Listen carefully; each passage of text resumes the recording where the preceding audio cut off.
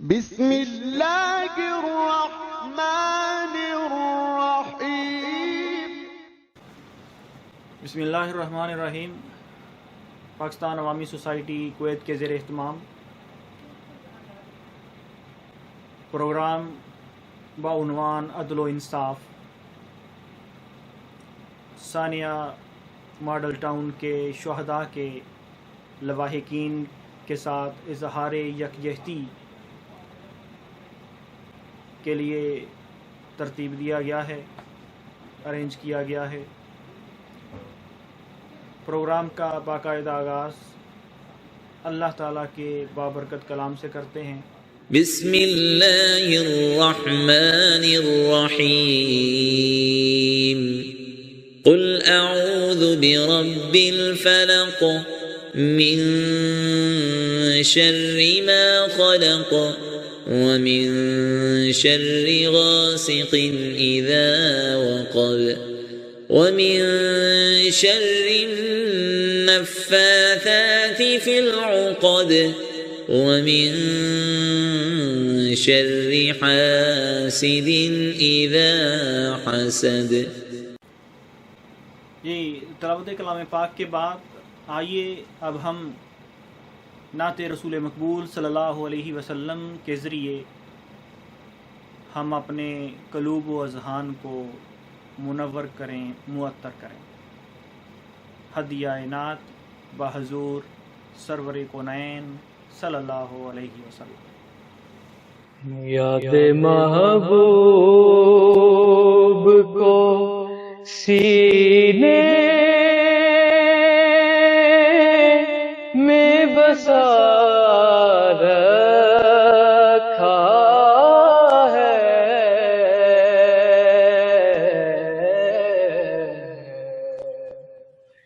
یاد محبوب کو سینے میں بسا رکھا ہے،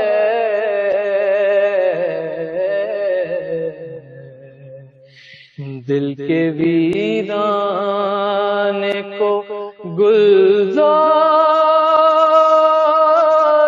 بنا رکھا ہے۔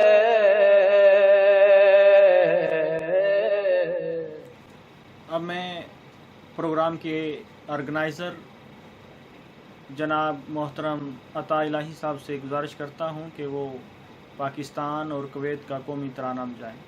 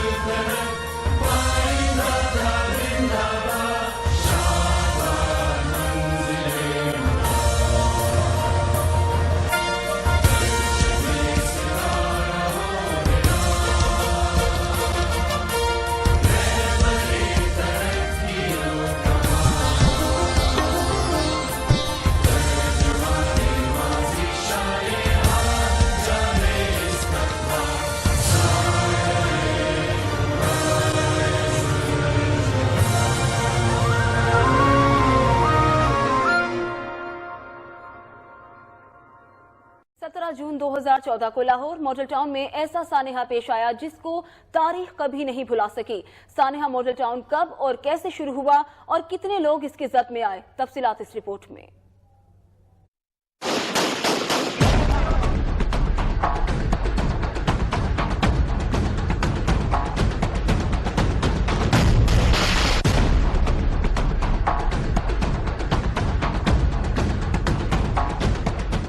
17 جون 2014 کو صبح 2 بجے پنجاب پولیس نے ماڈل ٹاؤن میں طاہر القادری کی رہائش گاہ اور منہاج القرآن کے مرکزی سیکریٹریٹ کے باہر موجود رکاوٹوں کو ہٹانے کے لیے آپریشن کیا۔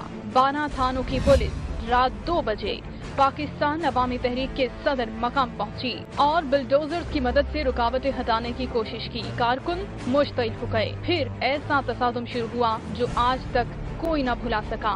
لاٹھی چارج شروع ہوا، گولیاں چلی، آنسو گیس کی شیلنگ اور پتھرا ہوا۔ فائرنگ ہوئی تو 2 خواتین سمیت 14 افراد جان سے گئے۔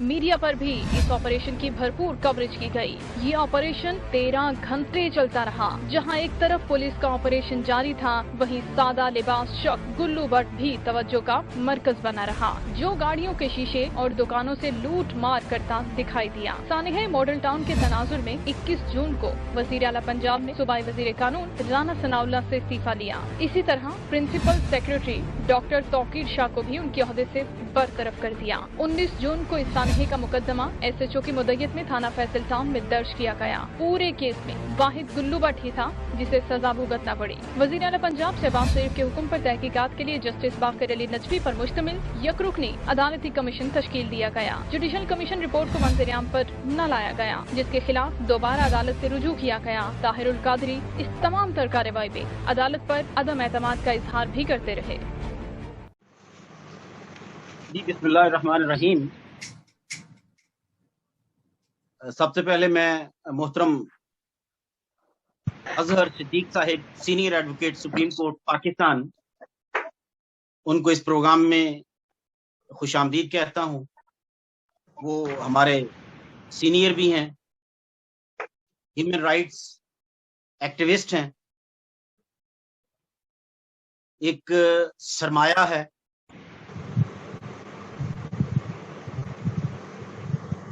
جھوٹ، دجل، فریب اور باطل کے خلاف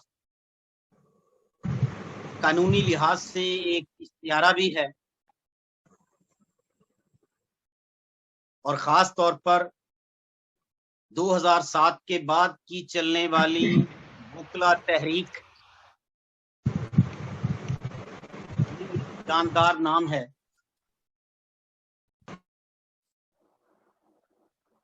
سانحہ ماڈل ٹاؤن کے حوالے سے پہلے دن سے لے کر اب تک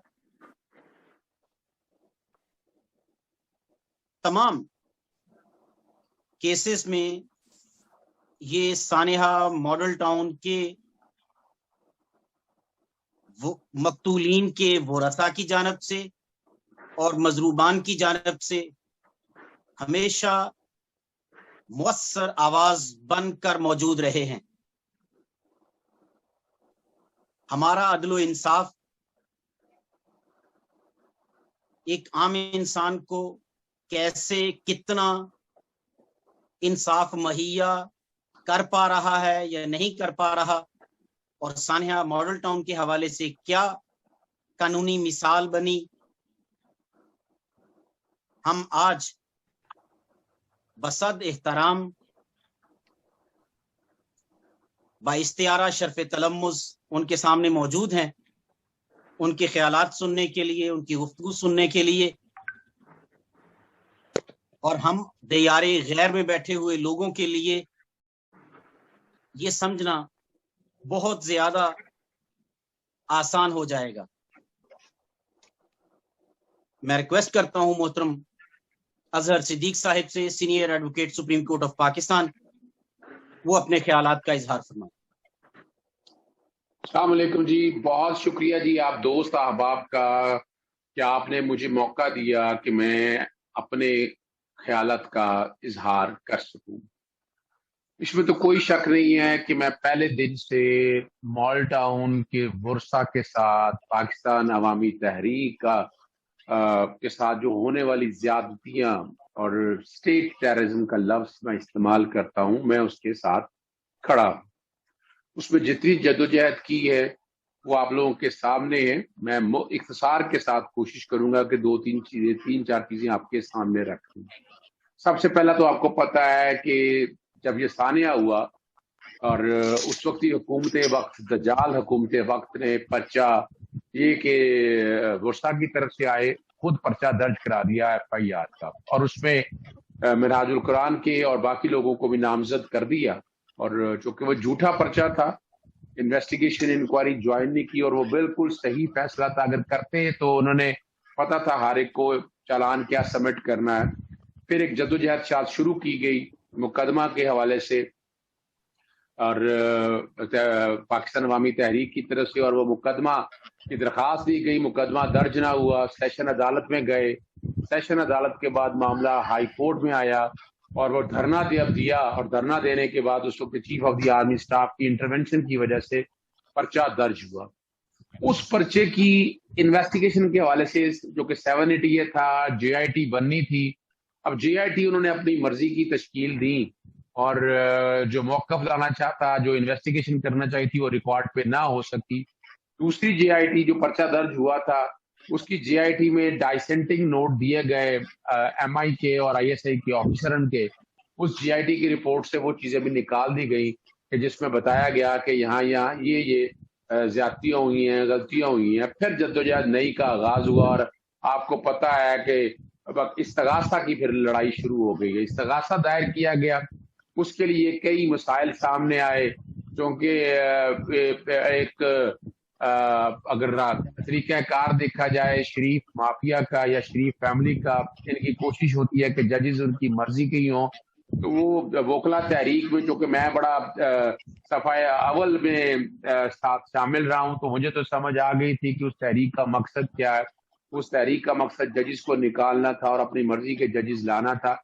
और वो यकीनन किसी स्टेज पे ये बातें भी सामने आ जाएंगी कि वो इंटरनेशनल एक एजेंडा था। तो जजेस तो किसी ना किसी तरह के उनके अपनी मर्जी के या अपने एडवांटेज का कह दें वो शामिल रहे। अपना समन किया गया, समन को चैलेंज कर दिया गया IG पंजाब की तरफ से, नवाज शरीफ वगैरह सबकी तरफ से, और वो समनिंग रोक दी गई, स्टे दे दिया गया। इन बिटवीन मामला जो है, चूंकि आपको पता है कि अली बाकर नजफी ने जुडिशल कमीशन तश्कील दिया था, बड़ा जोर लगा, वो जज बने, वो 1 मैन ट्राइब्यूनल मिला, उसकी मामले की इंक्वायरी की डिटेल सामने नहीं आने दी गई। फिर एक जद्दोजहद शुरू हुई, कोशिशें करते रहे, लेकिन खातर खा कामयाबी ना हुई। फिर लाहौर हाई कोर्ट में आर्टिकल 19A के तहत पटिशनें दायर की गई, मैंने भी पटिशन दायर की गई, बाकी पटिशनों पे भी, उस पे फिर हम लोगों ने ऑर्डर लिए कि बाकायदा कि JIT की रिपोर्ट फराहम की जाए। फुल बेंच बना था, पूरी कोशिश की शरीफ खानदान ने कि अपने तौर पर, लेकिन चूंकि हमारे आर्गूमेंट स्ट्रांग थे और ज्यादती थी, ऑर्डर हो गए। लेकिन उसके बाद भी उन्होंने ना JIT की रिपोर्ट दी और ना ही जो है जो इनेक्शन थे वो दिए। वो आज भी एक रिट पिटीशन पेंडिंग पड़ी है लाहौर हाई कोर्ट के अंदर कि जिसमें वो सारे दस्तावेज मांगे गए हैं। फिर दूसरी तरफ जो मामला, जब जदोजहद चल रही थी समनिंग के कॉन्टेक्स्ट में, वो सेट असाइड कर दिया कि समन नहीं कर सकते हैं, मामला सुप्रीम कोर्ट चला गया। In between chief justice Saqib Nisar साहब के पास बिस्मा अमजद ने एक दरखास्त दी कि ट्रायल ठीक नहीं चल रहा। साथ साथ क्योंकि मेरी तरफ से सजेशन थी कि JIT नहीं बनाई जाए उस FIR के ऊपर, वो दरखास्त दी गई और हुकूमत पंजाब ने उसको JIT तश्कील दे दी। उस JIT की तश्कील देने पे किसी को भी, नवाज शरीफ या उनके किसी वकील को एतराज नहीं था। JIT ने काम शुरू किया 2019 के अंदर, तो जब वो अपने आखिरी मराहल के अंदर थी, जब नवाज शरीफ को समन करना था, तो उसको बाकायदा एक सब इंस्पेक्टर या किसी हवलदार टाइप आदमी से चैलेंज करा दी। और वोकला की टीमें याद रखें, इनके पीछे वो नवाज शरीफ का सारा गैंग मौजूद था, वकील उन्होंने वो ही किए, बड़े से वकील की अगर हालात पैदा किए जाए। मामला लगा लाहौर हाई कोर्ट के सिंगल जज के पास, सिंगल जज ने मामला ये देखा नहीं और मेंटेनेबिलिटी में मामला पेंडिंग रहा। ان بٹوین اس وقت کے چیف جسٹس سردار شمیم صاحب آ چکے ہوئے تھے. ان کے میرا سمجھتا ہوں کہ بہت اچھے تعلقات سے شریف خاندان کے ساتھ, اور انہوں نے اپنا ایڈمنسٹریٹو سائڈ پہ ایک درخواست کی بنیاد کے اوپر انہوں نے ڈویژن بینچ تشکیل دے دی, اور ڈویژن بینچ نے جے آئی ٹی کو کام کرنے سے روک دیا. میں نے پھر یہ معاملہ پھر دوبارہ چیلنج کیا اور کہا کہ آپ یہ چیز کا تو اختیار نہیں ہے کہ ڈویژن بینچ کے پاس معاملہ لگایا جائے. میں نے باقاعدہ آرڈر شیٹ کی ڈیٹیلیں لینا شروع کی. یہ صرف بتانے کا مقصد یہ ہے کہ کتنی بڑی جدوجہد ہے اور ہر جگہ کیا مسائل پیدا ہوئے. پھر وہ کوشش کی گئی لیکن وہ چیزیں نہ دی گئی, اور جو دوبارہ ریٹ دائر کی گئی ڈویژن بینچ یہ سن نہیں سکتا, سردار شمیم صاحب نے اس پہ اعتراض لگوا دیا, اور وہ اعتراض بھی آج تک پینڈنگ پڑا ہے. مین پٹیشن ابھی بحث نہ ہو سکی. پھر اس کے اوپر جب دوبارہ فل بینچ تشکیل دے دیا گیا اور بغیر نوٹس دیے ہوئے معاملے کو سٹے دینے کی کوشش کی یا سٹے دے دیا گیا, اس وقت کے ایڈوکیٹ جنرل پنجاب نے آ کر اپنے اعتراضات اور باقی چیزیں رکھی. ان کے خلاف بھی توہین عدالت کی کارروائی شروع ہو گئی اور انہیں مجبوراً استعفیٰ دینا پڑا. پھر معاملہ دوبارہ گیا اس فیصلے کے خلاف کہ جس میں جے آئی ٹی کے کانٹیکس میں باتیں تھی. سپریم کورٹ نے پھر کہا کہ نئے سرے سے معاملہ دیکھا جائے, بڑا بینچ بنا دیا جائے. پہلے 3 ممبر بینچ تھا, پھر 5 ممبر بینچ ہوا اور 7 ممبر بینچ. 7 ممبر بینچ سے غالباً مارچ سے ڈیٹ پڑی تھی کہ ڈے ٹو ڈے ٹرائل چلنا ہے, اور آج ہم جون میں آ چکے ہیں. وہ کیس ابھی تک ڈیسائیڈ نہیں ہو سکا. تو بنیادی طور پر انصاف کی اگر تقاضے دیکھیں, نہ انویسٹیگیشن میرٹ پہ ہونے دی گئی اور نہ باقی معاملات میرٹ پہ. انویسٹیگیشن یہ چاہ رہے تھے استغاثہ اپنی جگہ چلے, کیونکہ اس وقت کی حکومت وقت نے مشتاق سکھیرے کے بارے میں ان کا اسپیشل جہاز سے لاہور آنا, ان کی ڈیوٹی جوائننگ کے حوالے سے یہ سارا ریکارڈ نہیں دیا گیا تھا. اب موقع آ گیا تھا تو اے ڈی خواجہ صاحب نے جب نئی جے آئی ٹی کو ہیڈ کر کے کام شروع کیا تو کافی چیزیں کمپلیشن کی طرف آگے دی. جب دیکھا کہ یہ سارے لوگ پھنس رہے ہیں, اس ہائی کورٹ میں معاملہ چیلنج ہو گیا. آج بھی اگر وہ ہائی کورٹ صرف اس حد تک فیصلہ اپنا سٹے اٹھا لے حکومت نہیں اور کہا جائے کہ جی آئی ٹی کام کمپلیٹ کرے اور ریکارڈ کورٹ کے سامنے ہے, جی آئی ٹی سے فرق کوئی نہیں پڑتا ہے.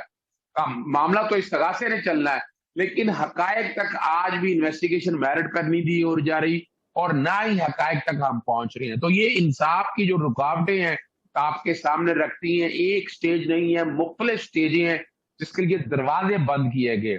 اور چونکہ وہاں نواز شریف گروپ سارا تھا, ان کے پاس پیسہ زیادہ تھا, بہترین وکیل کر سکتے تھے, پھر ان کے اپنے ہاتھوں کے کئی بھرتی ہوئے ججز انڈائریکٹ طریقے سے وہ بھی ان کے ساتھ شامل تھے, اور انہی میں سے وکیلوں میں سے ایک وکیل اعظم نذیر تارڑ کو اب انہوں نے چیئرمین سینٹ کا ٹکٹ دے کے باقاعدہ انہیں سینیٹر منتخب کر لیا ہے.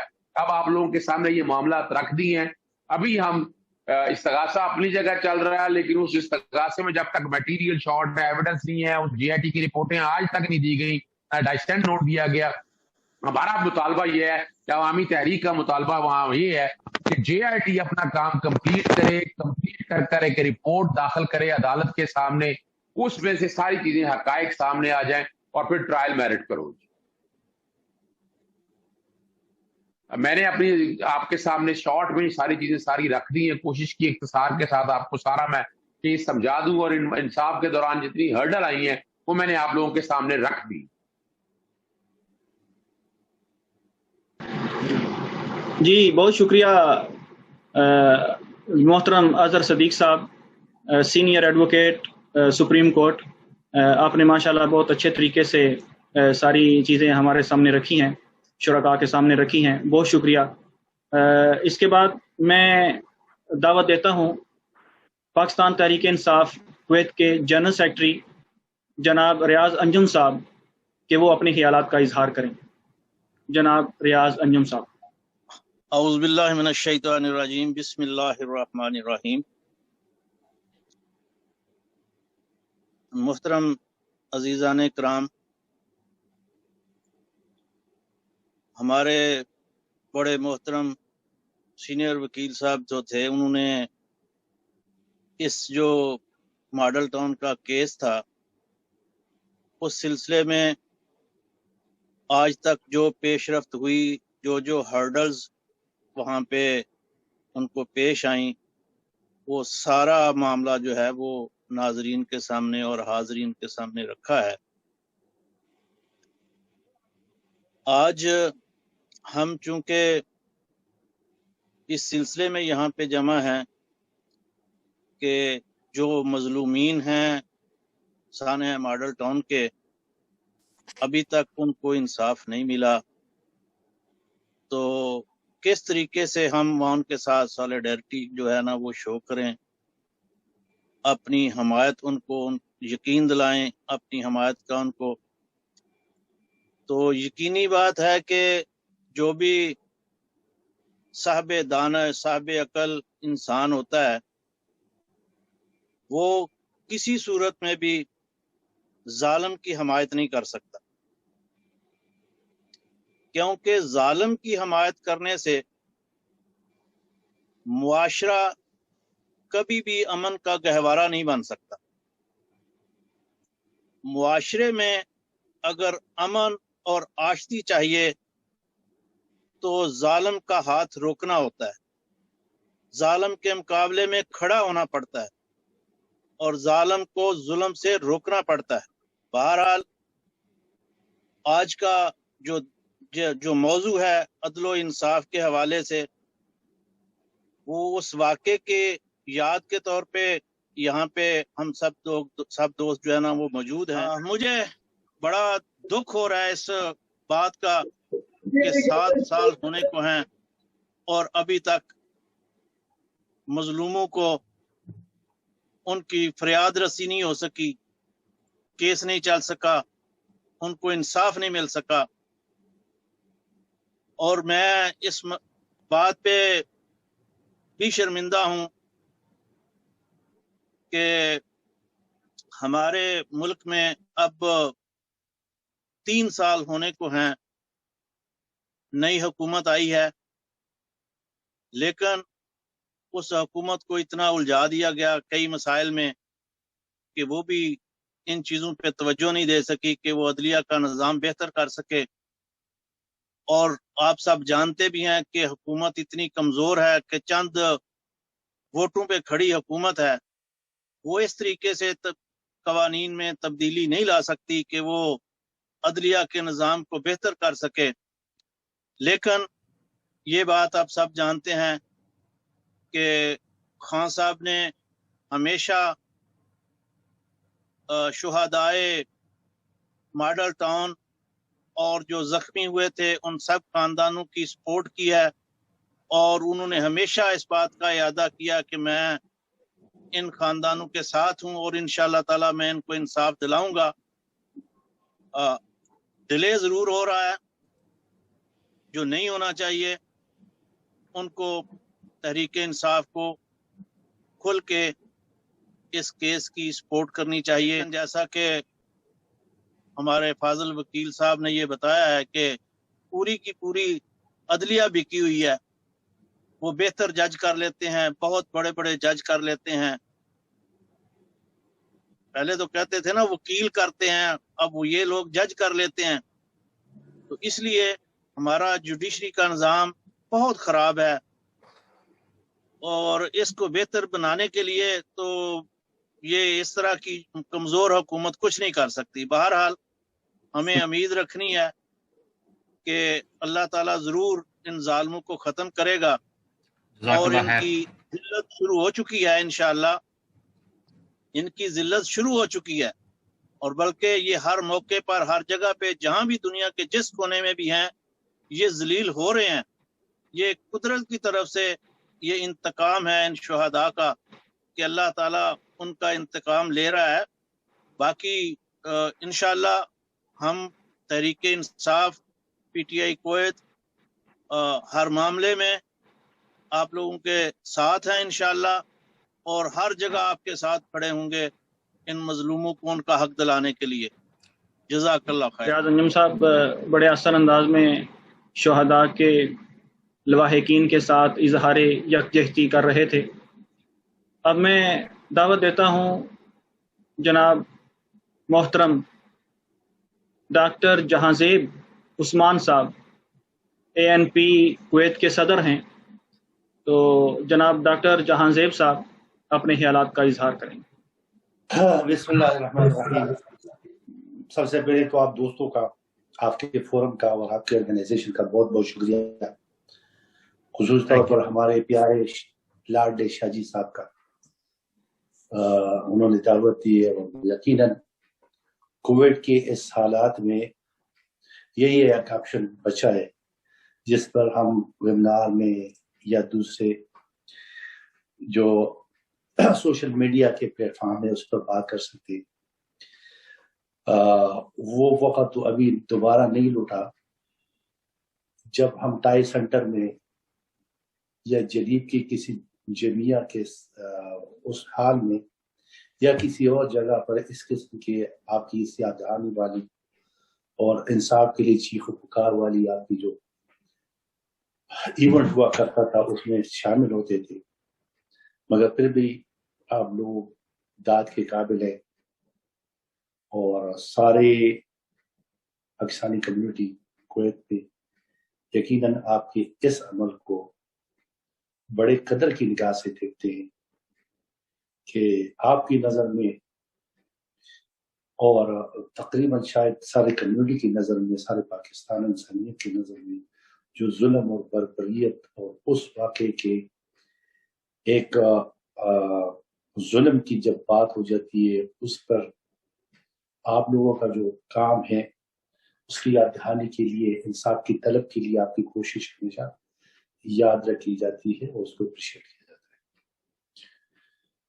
بھائی جان، بات یہ ہے کہ جس طرح آپ کی وکیل کا تو بیان پورا میں نے نہیں سنا، مگر بہرحال آپ وہ اس ایونٹ کا ذکر کر رہے تھے، اس پروسیس کے ذکر کر رہے تھے جو انہوں نے انصاف کے اصول کے لیے کیا، اور یقیناً ایک بہت بڑی کام ہے. اور جس طرح مقررین نے، خاص کر ہمارے ریاض امجد بھائی نے جو بات کی کہ ساری کمیونٹی مل کر، سارا پاکستان مل کر ایک آواز ہو جائے، اس مظلوم کو انصاف دلانے کے لیے کوشش کرنی چاہیے. بلکہ ایک ٹویٹ میں ابھی دیکھ رہا تھا اس پر کہ انصاف کی حکومت انصاف دلا دے تو میرے خیال میں یہ سب سے بڑا انصاف ہوگا. اور ایک دوسرے ساتھی نے جو بتا دیا کہ جسٹس ڈیلیڈ جسٹس ڈینائڈ، تو اس کو ڈیلے کرنا ڈینائل کی طرف ضمن میں آ جاتا ہے. اس کے ساتھ انہوں نے اپنی عددی مجبوری کی بات کی، تو اس پر پھر اگر ہم بات کریں تو ایک سیاسی بات شروع ہو جائے گا.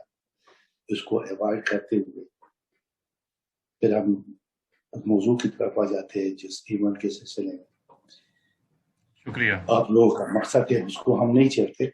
بہرحال ایونٹ یقیناً بہت افسوسناک تھا، اور میں اگر ذاتی طور پر شاید اس کا میں نے ذکر بھی کیا تھا ایک آپ کی پلیٹ کا مطلب ہے کہ اس وقت یہ واقعہ ہو رہا تھا، اور میں نے یہ واقعہ جب سنا اور دیکھا تو مجھے بہت افسوس ہو رہا ہے.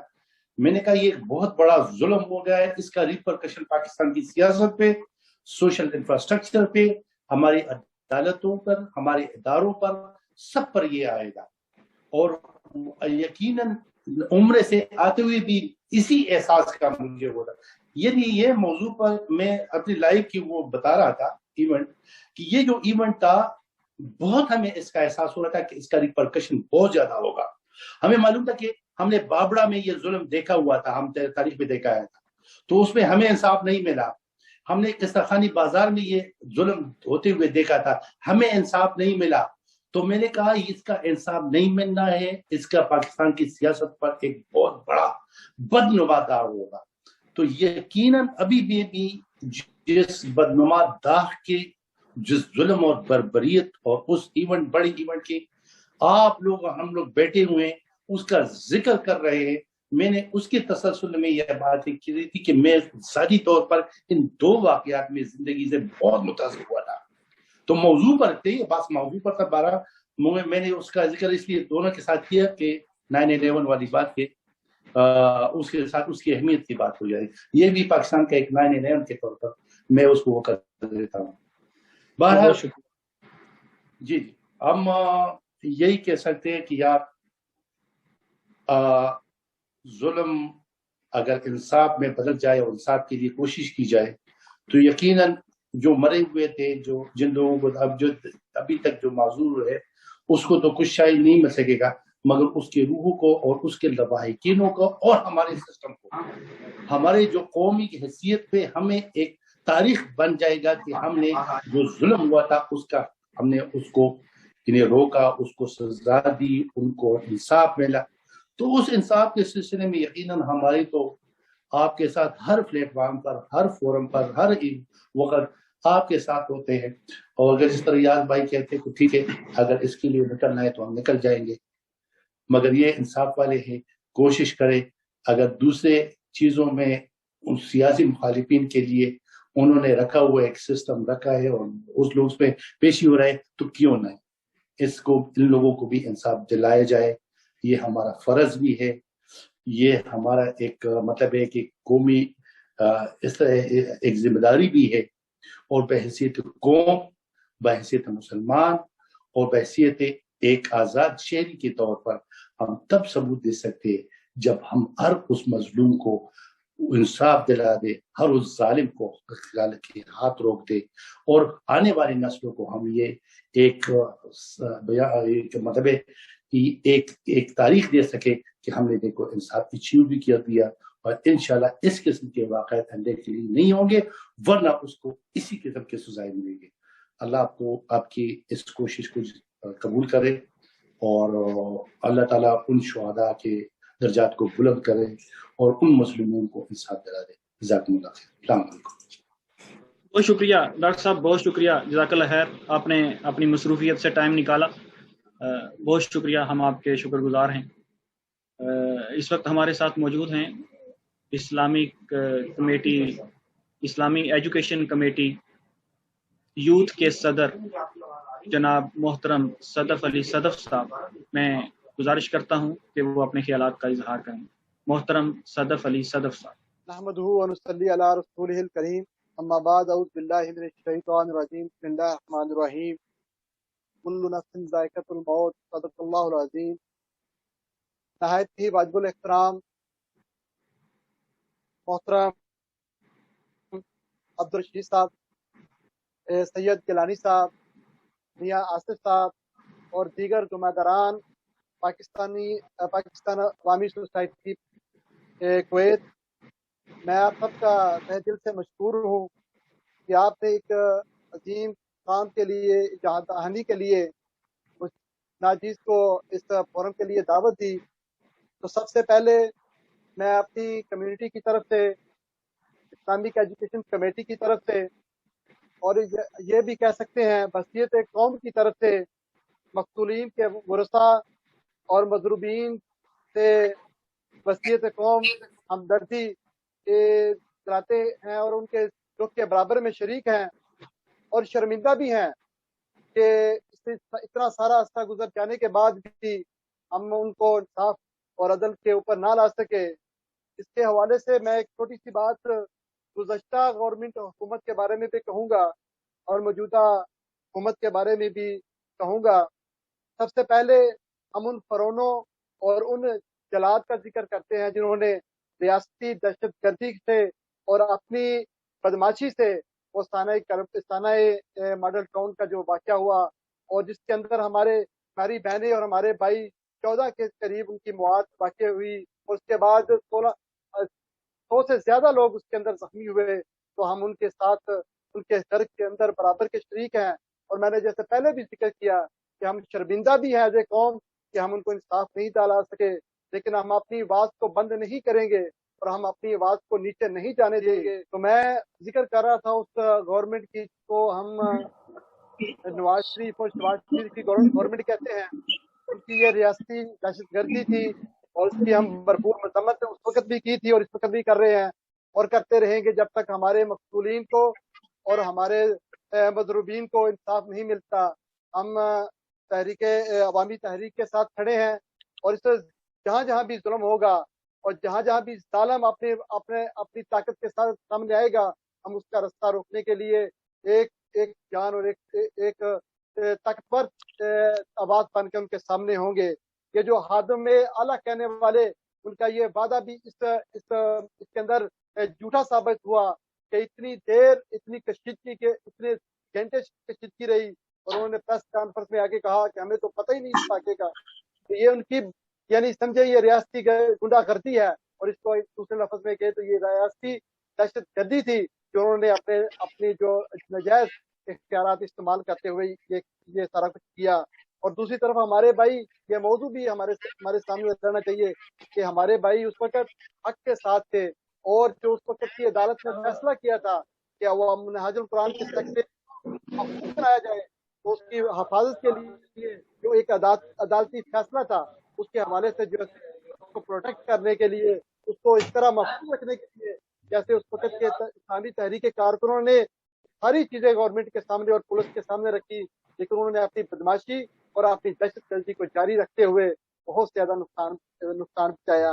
तो अल्लाह ने उसको देख भी लिया कि जो बड़े फराउन थे, जो उस वक्त के बड़े दहशतगर्द और कानून साज थे, अल्लाह ताला ने उनको किस तरह जलील किया। उसकी मिसाल राना सनाउल्लाह की हमारे सामने है, शहबाज शरीफ के सामने है, नवाज शरीफ के ये जो मिसालें हमारे सामने हैं। तो मेरे भाइयों, ये मुकाफाती अमल है, और जो भी इस तरह मुसलमानों को और इस कलमा गो को और हक के लिए काम करने वालों को रोकेगा, उनका अंजाम भी हमारे सामने होगा।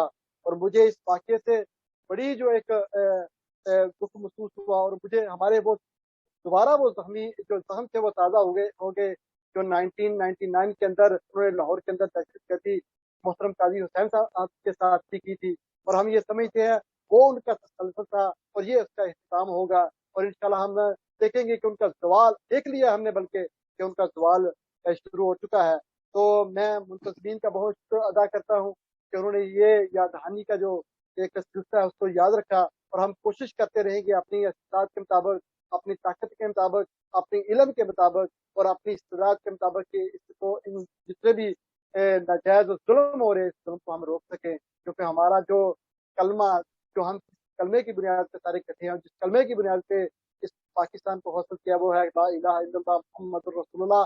और इस कलमे के ऊपर जो भी, और इसके लिए जो भी काम करेगा, वो ये समझते हैं कि वो हमारा काम कर रहा है। और जो बुनियादी, ये दूसरी चीज मैं करना चाहता हूँ कि हर इंसान के कुछ बुनियादी हकूक हैं, जिसको उसको करना चाहिए। उसका सबसे बड़ा हक क्या है?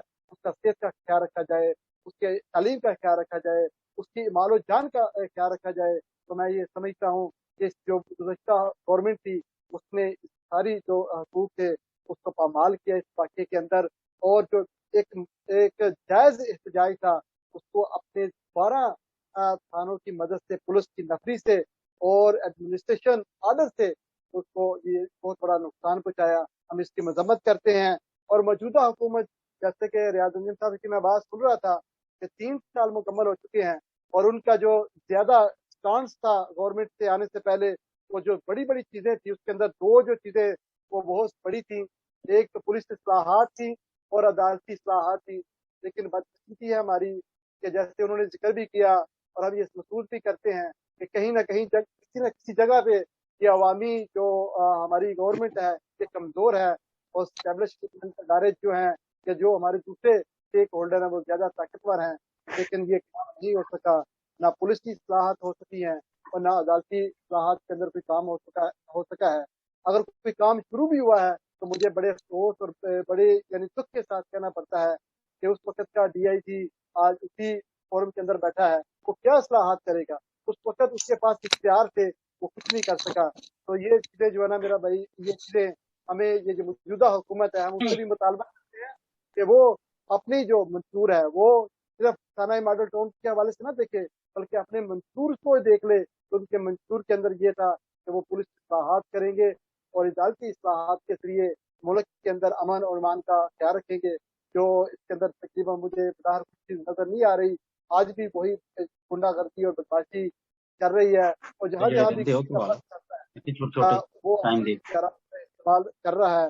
तो मैं फिर मौजूदा हुकूमत से गुजारिश करूंगा कि वो जितनी जल्दी हो सके थाना मॉडल टाउन के लवाहकीन को और जो मसूलीन हैं उनको उनका हक दें, अदल और इंसाफ के साथ दें। हम कोई फेवर नहीं मांग रहे बल्कि हम जो एज ए पाकिस्तानी अपना हक मांग रहे हैं और हम ये हक जो है ना लेके रहेंगे। अगर कोई नहीं देगा तो जुल्म के ज़ाब्ते हम नहीं मानते, जुल्म के ज़ाब्ते हम नहीं मानते। इसके हवाले से क्या मैं इस फोरम के हवाले से ये एक छोटा सा शेर आपकी नज़र में करने के बाद इजाज़त चाहूँगा।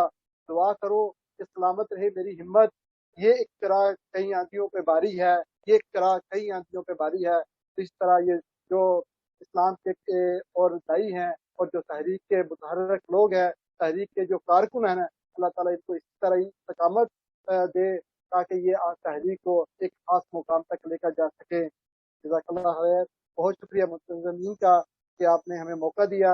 इंशाअल्लाह ताला हम आपके इस दर्द के और इस अदल इंसाफ की जदोजहद के हवाले से हम आप लोगों के साथ खड़े हैं। शुक्रिया। बहुत शुक्रिया। ये थे हमारे साथ Islamic education committee Kuwait youth के सदर जनाब सदफ अली सदफ साहब हमारे साथ मौजूद थे। बहुत शुक्रिया अदा करता हूं कि उन्होंने हमारे लिए टाइम निकाला।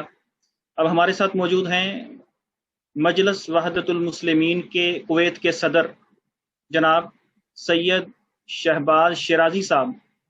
मैं मुल्तमिस हूं कि वो अपने ख्यालात का इजहार करें। शुहदाए मॉडल टाउन के लवाहिकीन के साथ इजहार यकजहती के लिए अपने ख्यालात का इजहार करें। औज़ुबिल्लाहिमिनश्शैतानिर्रजीम बिस्मिल्लाहिर्रहमानिर्रहीम। क़ाल अमीर अल-मोमिनीन अली इब्न अबी तालिब अलैहिस्सलाम कूनू लिज़्ज़ालिम ख़स्मन व लिल-मज़लूम औना। जालिम के दुश्मन बन के रहो और मज़लूम के हामी बन के रहो। ये वो दर्स है या ये वो नसीहत है जो मौला मुत्तकी अमीर अल-मोमिनीन अलैहिस्सलाम ने तमाम मुस्लिमीन को फरमाई। और आज हम एक ऐसे फोरम में हाजिर हैं कि जो जहां हम इस बात की तायीद करने के लिए इस अहद की तजदीद करने के लिए हाजिर हुए हैं कि हम आज भी हर जालिम के खिलाफ हैं और हर मजलूम के साथ हैं। और यकीनन सानिया मॉडल टाउन एक दिलखराश सानिया था, एक ऐसे दिलखराश सानिया कि जिसकी याद करके यकीनन रूह कांप जाती है कि जहां ना इंसानों का एहतराम किया गया, ना मुसलमानों का एहतराम किया गया, ना मर्दों का एहतराम किया गया, ना बूढ़ों का एहतराम किया गया, ना खवातीन का, ना बहनों का, ना बेटियों का एहतराम किया गया। एक इंसानी और मुकम्मल तौर पे एक ईमानी दिलखराश वाक़या था। ऐसे हर लिहाज से जिस कदर इस वाक़े की या इस सानहे की मजम्मत की जाए या इस पर जिस कदर आंसू बहाए जाए कम है। और हम तहे दिल से ताज़ियत पेश करते हैं इस वाक़े के जो भी मुतासरीन थे, खुसूसन शहदा की फैमिलीज जो ज़ख्मी हुए, उनके खानवादगान के साथ इजहार ताज़ियत करते हैं। और उसके अलावा जो इस वाक़े की जद में आकर गिरफ्तार हुए और उनमें से अक्सर अब तक भी जेलों में सज़ा काट रहे हैं एक नाकर्दा गुनाह की, हम यकीनन इस पूरे वाक़े के जितने भी मुतासरीन थे सबके साथ मुकम्मल इजहार यकजहती के लिए हाजिर हुए हैं। और जुल्म की नाबूदी तक हम आपके साथ हैं और ये अपना अहद करते हैं कि जब तक जुल्म मुकम्मल तौर पे नाबूद नहीं हो जाता हमारी ये इत्तेहाद और यकजहती कायम रहेगी। क्योंकि ये इत्तेहाद और यकजहती न किसी शख्सियत के लिए है न किसी पार्टी के लिए है, बल्कि ये इस उसूल के लिए है जो कि जुल्म के खिलाफ अमीर अल-मोमिनीन इस्लाम ने तालीम दिया था। जुल्म फिर जुल्म है, बढ़ता है तो मिट जाता है, खून फिर खून है, टपकेगा तो जम जाएगा। खाके सहरा पे जमे या कफे कातिल पे जमे, फर्क इंसाफ पे पाए सलासल पे जमे, तेग बेदात पे लाशाए बिस्मिल पे जमे, खून फिर खून है, टपकेगा तो जम जाएगा। यकीनन वाक़े ने खुद से जालिमों को बेनकाब किया और वाक़े की तहकीकात में इस पूरे निज़ाम को आश्कार कर दिया कि ये निज़ाम किस कदर अंदर से मकरूब है। कल जो मजलूमों के साथ खड़े थे, आज वो लोग हुकूमत में आने के बावजूद भी जुल्म के खिलाफ एक कदम भी उठाने के लिए मजबूर हैं। क्यों? इस मौजूदा जुल्म के निज़ाम ने इन सबको मजबूर करके रखा हुआ है। यानी इसका मतलब ये हुआ कि इंसान अपनी मर्जी के मुताबिक या अपनी आज़ाद ईमानदारी के साथ कुछ भी करने के काबिल नहीं है। बेशक आपको हुकूमतें भी हासिल हो जाएं, लेकिन फिर भी आप इस काबिल नहीं हैं کہ اس ظلم کے نظام کو مٹا سکیں. تو دراصل یہ نظام اس قدر فرسودہ ہو چکا ہے، دراصل یہ عدالتوں کا ڈھونگ جو ہے وہ اس حد تک مجبور ہو چکا ہے کہ وہ کسی کو انصاف دینے کے قابل نہیں رہ گیا ہے. آج پاکستان کی سب سے بڑی مشکل جو ہے یہ ناانصافی کا نظام ہے، یہ ظلم کا نظام ہے، اور جس میں سب کے سب مکمل اور برابر کے شریک ہیں. جتنے بھی اس کے کردار ہیں سب کے سب برابر کے شریک ہیں. افسوس کے ساتھ کہنا پڑتا ہے کہ اس نظام کو بدلنے کے لیے ہم سب کو آپس میں ہاتھ ملانا ہوگا، سب کو ایک یقیناً ایک اظہار یکجہتی کر کے ایک متحدہ کوشش کرنی ہوگی تاکہ اس نظام کو بدل سکیں. کیونکہ آج اگر کوئی ایک تھا تو کل دوسرا ظالم اس کی جگہ پہ کھڑا ہو جائے گا.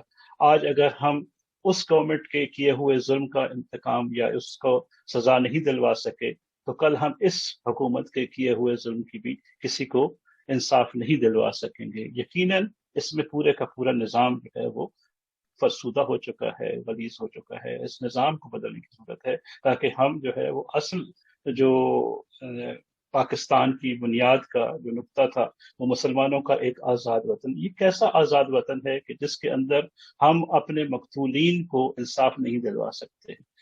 یعنی ایک مسلمان اپنی آزادانہ عبادات نہیں کر سکتا، مسلمانوں کو آزادانہ اپنے گھروں کے اندر، اپنی رہائشوں کے اندر، اپنے سینٹرز کے اندر عبادات کرنے کی مکمل طور پر اجازت نہیں ملتی. اگر وہ کرتے ہیں تو ان کا انجام یہ ہوتا ہے کہ جو 17 جون 2014 کو ہوا.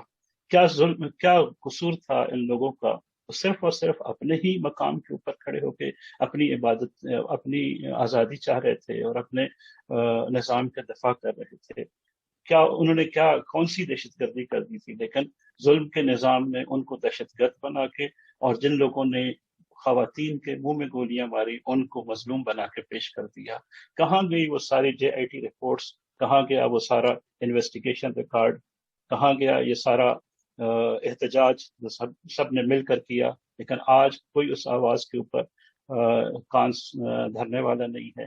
افسوس ہوتا ہے واقعی کہ یعنی ہم ایک ایسے نظام میں زندگی بسر کر رہے ہیں یہاں لوگ جانتے بوجھتے ہوئے کہ کیا ظلم ہے، کیا ناانصافی ہے، کون ظالم ہے، کون مظلوم ہے، لوگوں کے لبوں پہ تالے پڑ جاتے ہیں.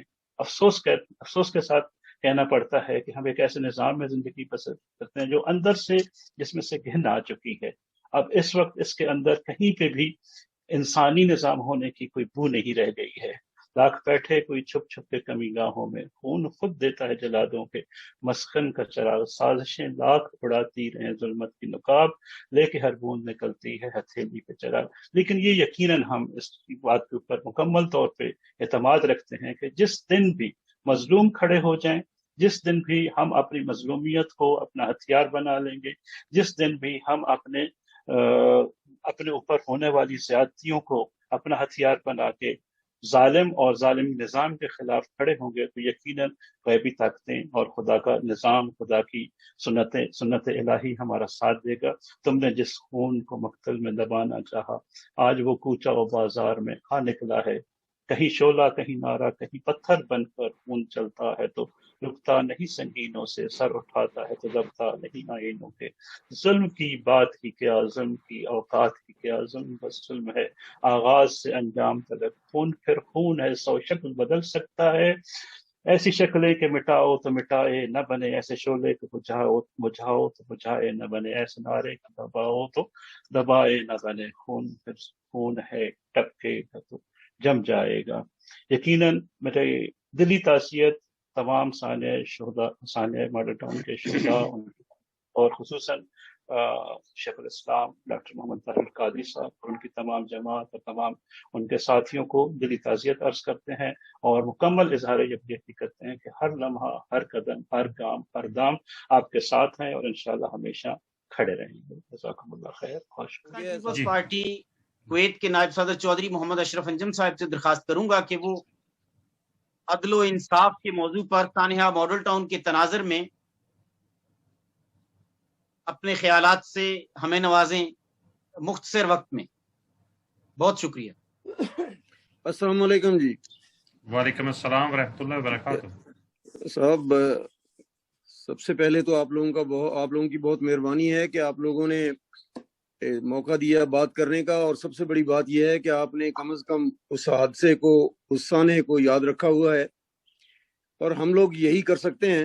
باقی وہ کہتے ہیں جب ساز سلاسل بجتے تھے ہم اپنے لہو سے سجتے تھے، یہ ریت ابھی تک باقی ہے، یہ رسم ابھی بھی جاری ہے۔ میں تو ایک ایسی پارٹی کا سینئر وائس پریزیڈنٹ ہوں کویت میں جن کے لیڈروں کو انصاف نہیں ملا۔ آپ کو پتہ ہے بھٹو شہید کی جب کو ریفرنس دوبارہ داخل کیا پریزیڈنٹ آف پاکستان نے، تو ہمارے وکیل کو نااہل قرار دے دیا گیا، اس پہ پابندی لگا دی گئی، اور وہی وکیل جب ہمارے خلاف چلا گیا تو آج وزیر۔ بات یہ ہے کہ اصل میں انصاف کے نام پر ہمارے ساتھ دھوکہ ہو رہا ہے، اور عام پبلک جو ہے وہ اس بات کو سمجھنے سے قاصر ہے۔ کبھی دین کے نام پر، کبھی ملک کے نام پر، کبھی کسی نام پر ہمیں جذباتی بنا کر استعمال کیا جاتا ہے، اور اس کے بعد ہمیں بھلا دیا جاتا ہے۔ اور نتیجہ یہ ہے، یہ بات میں دوست میرے پہلے بھی ایک کہہ رہے تھے کہ اگر انصاف لینا ہے تو اس کے لیے ہمیں پارٹی سیاست سے بالا تر ہو کر ہمیں یہ فیصلہ کرنا پڑے گا کہ مل کر عوام کو اس کے لیے اٹھنا پڑے گا۔ بے نظیر صاحبہ کا قاتل تھا، بوٹی صاحب کا قاتل تھا، اس کو بھجوا دیا انہوں نے باہر، کوئی کچھ نہیں کر سکا۔ اس طرح سانحہ ماڈل ٹاؤن میں جس بے دردی سے لوگوں کو قتل کیا گیا، اس کی ویڈیوز موجود ہیں، اس کی ہر چیز موجود ہے، رپورٹنگ بھی موجود ہے، لیکن اللہ جانے وہ ججز کیا کر رہے ہیں، جنرل کیا کر رہے ہیں، اللہ جان۔ باقی جگہ پہ، ہر جگہ پہ آپ ذرا کوئی بات کر کے دیکھیں ایک طبقہ ہے اس کے خلاف، تو کل آپ کے اریسٹ وارنٹ جاری ہو جائیں گے، آپ کو بولنے کوئی نہیں دے گا، چپ کرا دیا جائے گا۔ لیکن اس سلسلے میں آپ باتیں کر لیں جو کرنی ہے، انصاف آپ کو نہیں ملے گا۔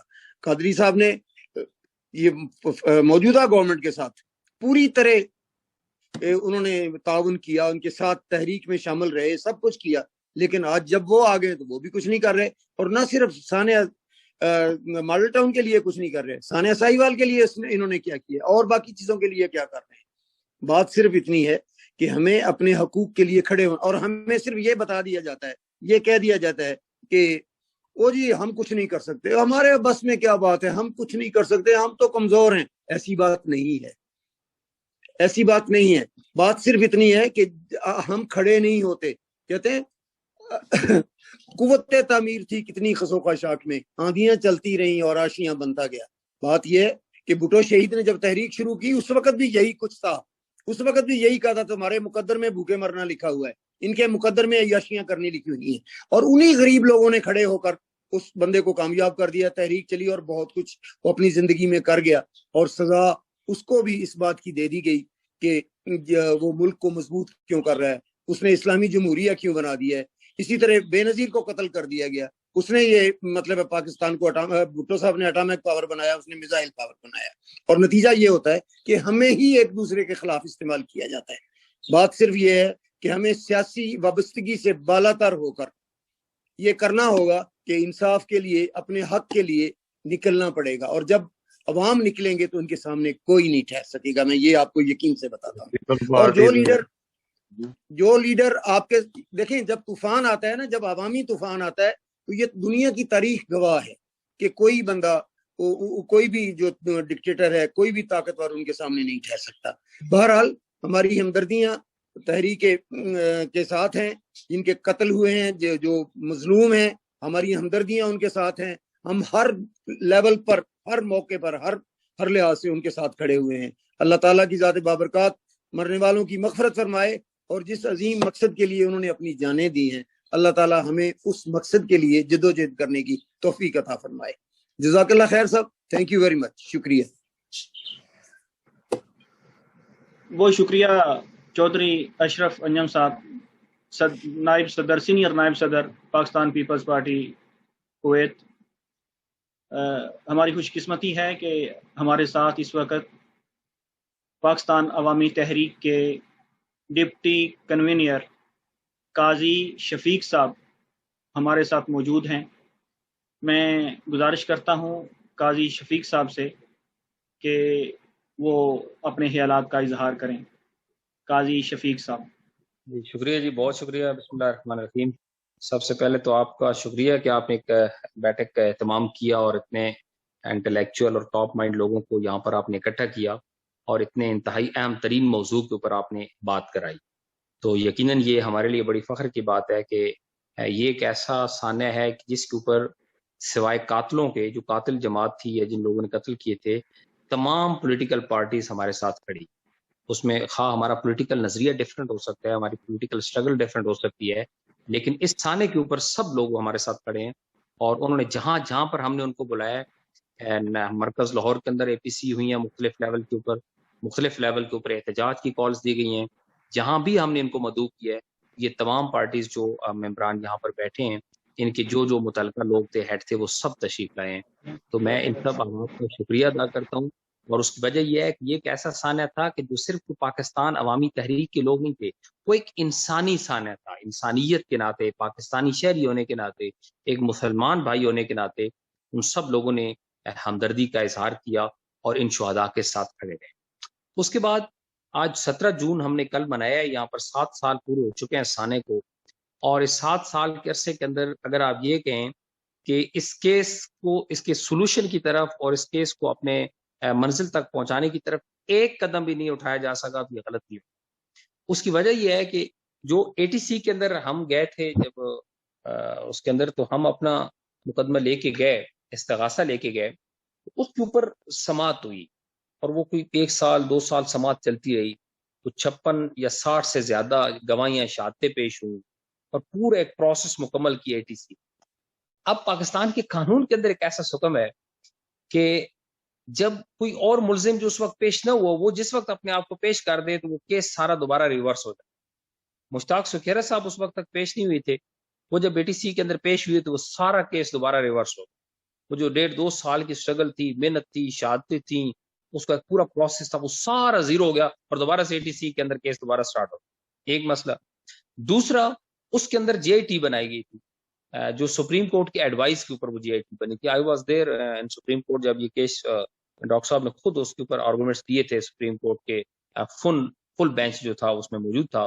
تو ثاقب نثار صاحب نے ایڈوائس دی تھی پنجاب گورنمنٹ کو کہ آپ GIT بنائیں اور GIT کو یہ ٹارگٹ دیں کہ آپ اس کی انکوائری کریں اور 3 مہینے کے اندر اس کیس کو ہم چاہتے ہیں کہ سولو کریں اور اس کی رپورٹ سبمٹ کریں. تو GIT بڑی اچھی بن گئی تھی. پنجاب پولیس سے بھی نہیں تھی، آؤٹ آف پولیس تھی، کہ خواجہ صاحب اس کے چیئرمین تھے، ہیڈ تھے، اور باقی جو تمام فورسز کے لوگ تھے اس کے اندر شامل تھے.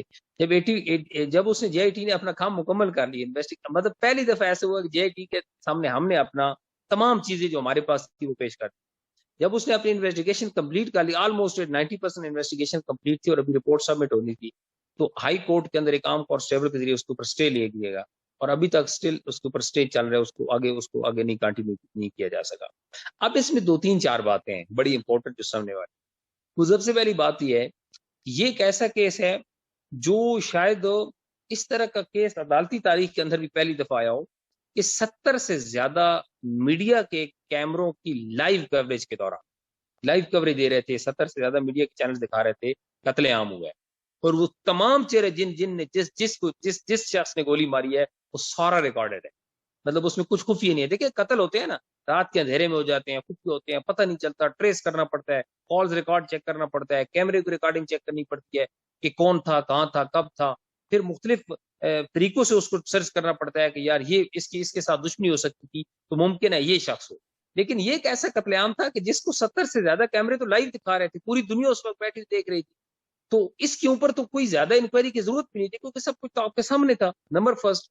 نمبر سیکنڈ، یہ ریکارڈڈ تھا، سب کچھ تھا، لیکن اس کے باوجود یہاں پر 2 پرابلمز آئے.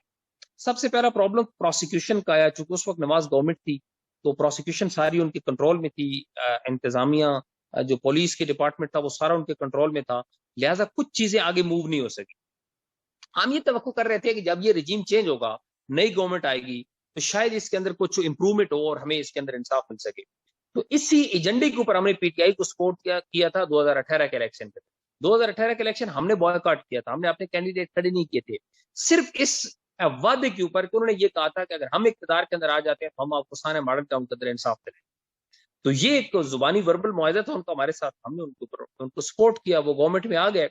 اچھا، گورنمنٹ میں آنے کے بعد 3 سال تک وہ اس لحاظ سے ہمیں کوئی سپورٹ نہیں کر سکے. اب جب ان سے ہم سوال کرتے ہیں یار اب اس کو آپ نے سپورٹ کیوں نہیں کی، تو ان کا ایک بڑا سمپل سا جواب ہوتا ہے جی آپ کو معاملہ عدالتوں میں ہے، تو آپ عدالتوں کے اندر ہم تم دخل اندازی نہیں کر سکتے. ہمارا کیس یہ ہے ہی نہیں ان کے ساتھ کہ ہمارا معاملہ عدالتوں میں، ہمارا معاملہ بے شک عدالتوں کو آپ چھوڑ دیں. آپ سے جو کنسرننگ میٹر ہے وہ یہ ہے کہ جو پولیس کے وہ آفیسرز، جو پولیس کے ذمہ داران، جو ان کے کانسٹیبل، جو جس لیول کے اوپر تھے، جو اس واقعے میں ملوث تھے، جن کے نام ایف آئی آر کے اندر موجود ہے، ان لوگوں کو سیٹوں سے ہٹا دے رہے ہیں، ڈی سیٹ کر رہے ہیں. یہ تو آپ کے اختیار ہے. جو آپ ایک ایگزیکٹو آرڈر سے چیف منسٹر اس کو ڈی سیٹ کر سکتے ہیں، ان کو اپنے عہدوں سے ہٹا سکتے ہیں. آپ نے وہ بھی نہیں کیا. وہ سارے لوگ اسٹل آج عہدے کے اوپر بیٹھے ہیں، اپنے انفلوئنس یوز کر رہے ہیں، اپنا اثر و رسوخ یوز کر رہے ہیں، اور وہ اس کیس کے اوپر اثر انداز ہو رہے ہیں.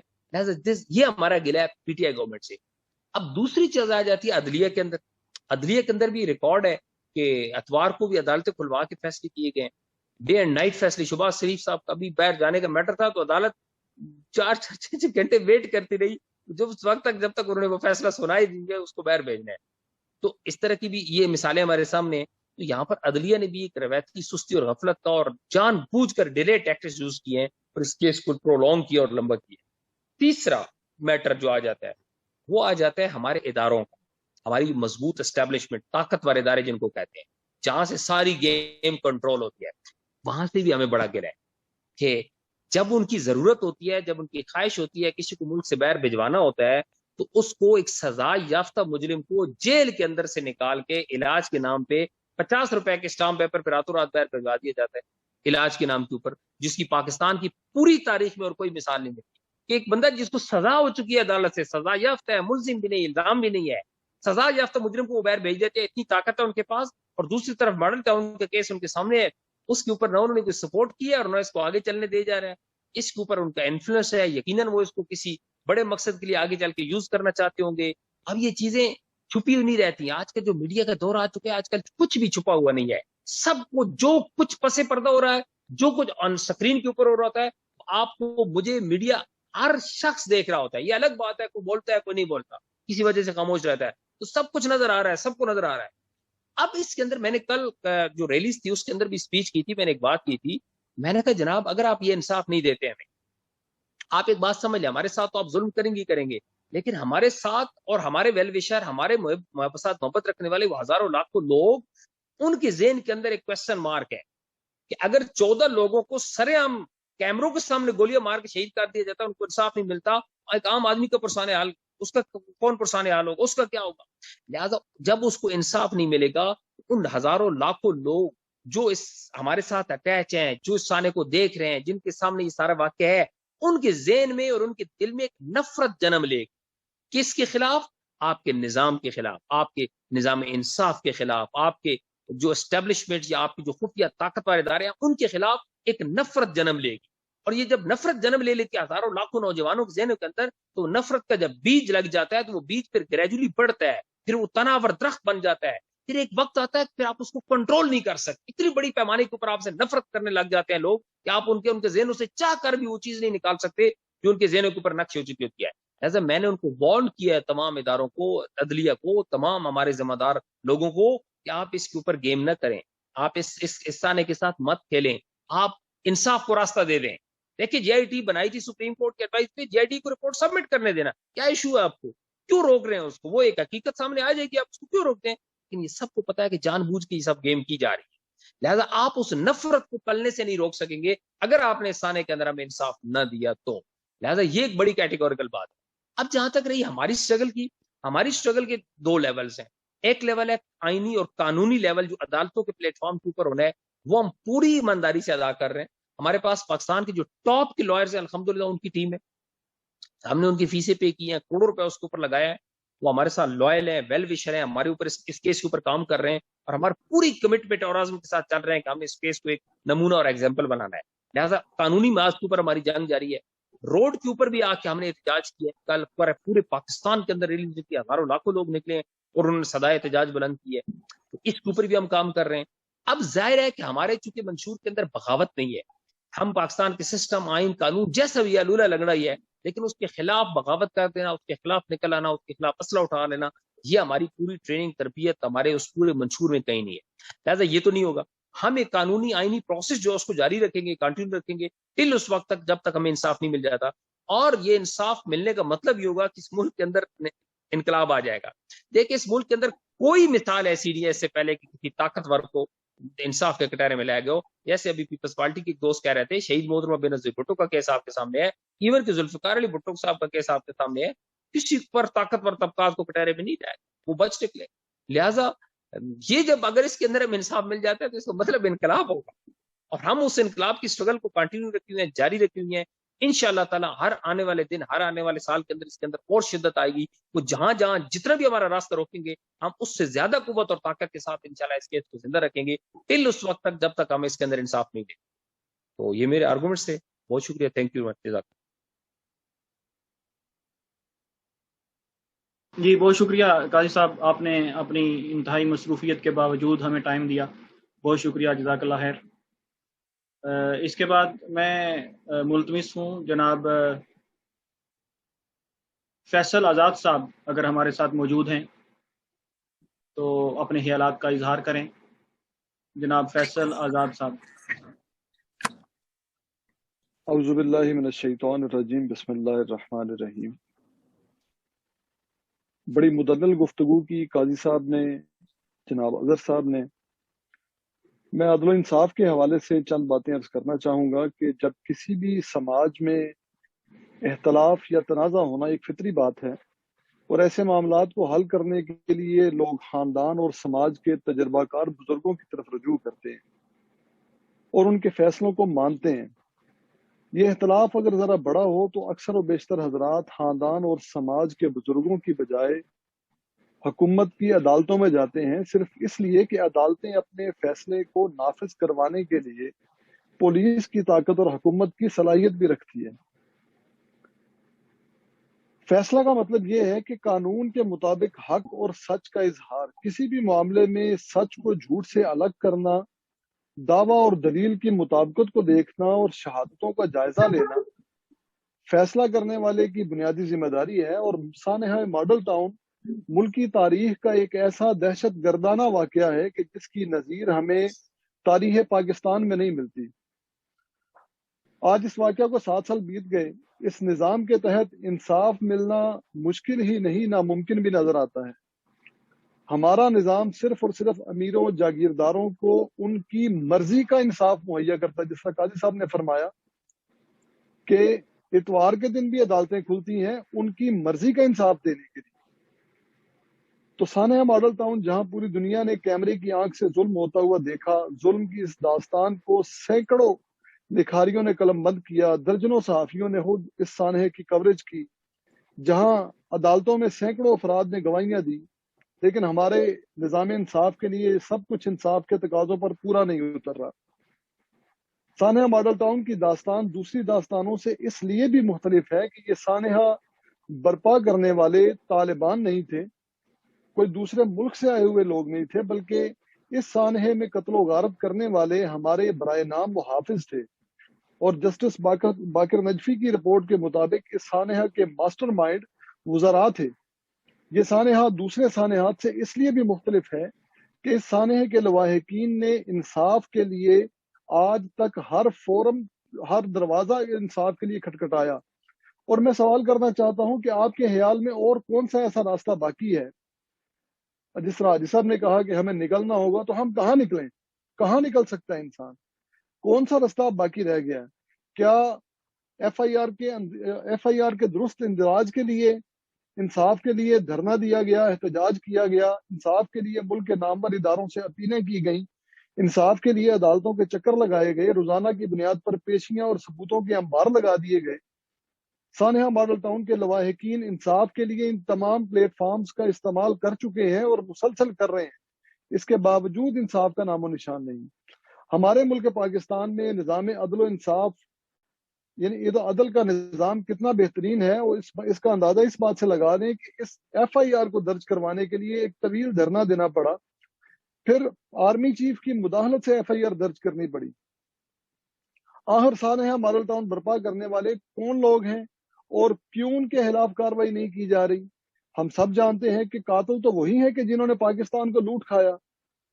تو اگر یہ وہی لوگ ہیں تو پھر انصاف اتنی آسانی سے نہیں ملے گا. ہم جانتے ہیں کہ انصاف اتنی آسانی سے نہیں ملے گا, کیونکہ جب تک ادارے ان کے ماتحت ہیں, حالانکہ ان کا دور حکومت تو ختم ہو چکا, لیکن ان کا اثر و رسوخ اس طرح باقی ہے جس طرح قاضی صاحب فرما رہے تھے کہ اس نئی حکومت کو آئے ہوئے 3 سال آلموسٹ گزر چکے، لیکن اس کے باوجود عدالتوں کے اندر کیا ہو رہا ہے، عدالتیں انتظار کر رہی ہیں کہ میاں صاحب تشریف لائیں، چھٹی کا دن ہے، کیونکہ انہوں نے عید اپنے بچوں کے ساتھ منانی ہے، اس لیے ہم ان کے لیے ان کو ان کی مرضی کا انصاف دینے کے لیے بیٹھے ہیں۔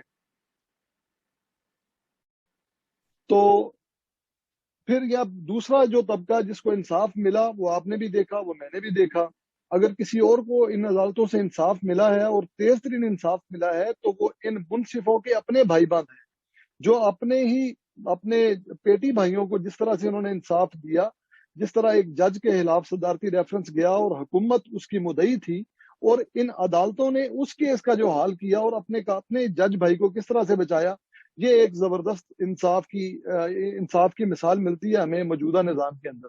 تو پاکستان میں ہر نظام ہی گلا سڑا اور بوسیدہ ہے، مگر ان تمام نظاموں میں عدالتی نظام سب سے زیادہ غلیظ اور سب سے زیادہ کینسر شدہ ہے۔ شریف انسان تو عدالت کا نام سن کر خوف میں مبتلا ہو جاتا ہے، اور یہاں ظلم و جبر کا دورہ ایسا عدالت کی وجہ سے انسان خوف زدہ ہے۔ اسلام تو دور کی بات ہے کہ یہاں تو ایک عام درجے کی جو انسانیت ہے وہ بھی ہمارے اندر ہمیں نصیب نہیں ہوئی ہے عدالتوں کی طرف سے۔ یہ بات بالکل واضح ہے کہ پاکستان پرانا ہو یا پاکستان نیا ہو، اگر یہی عدالتی نظام چلتا رہا تو ملک میں ظلم اور جبر ہمیشہ قائم رہے گا، نہ عدل ہوگا، نہ انصاف فوری ہوگا، نہ انصاف مفت ہوگا، نہ انصاف گھر کی دہلیز پر ہوگا، اور پورے کا پورا معاشرہ اسی طرح فساد میں مبتلا رہے گا۔ بہت شکریہ، السلام علیکم ورحمۃ اللہ۔ پاکستان زندہ باد۔ جی، ہمارے دوست معروف صحافی جہلم سے جناب میرے دوست عقیل قریشی صاحب موجود ہیں، عدل و انصاف کے موضوع پر سانحہ ماڈل ٹاؤن کے تناظر میں اپنے خیالات کا اظہار کرنا چاہتے ہیں۔ میرا خیال ہے کہ دوست صاحب آپ موقع دیں گے۔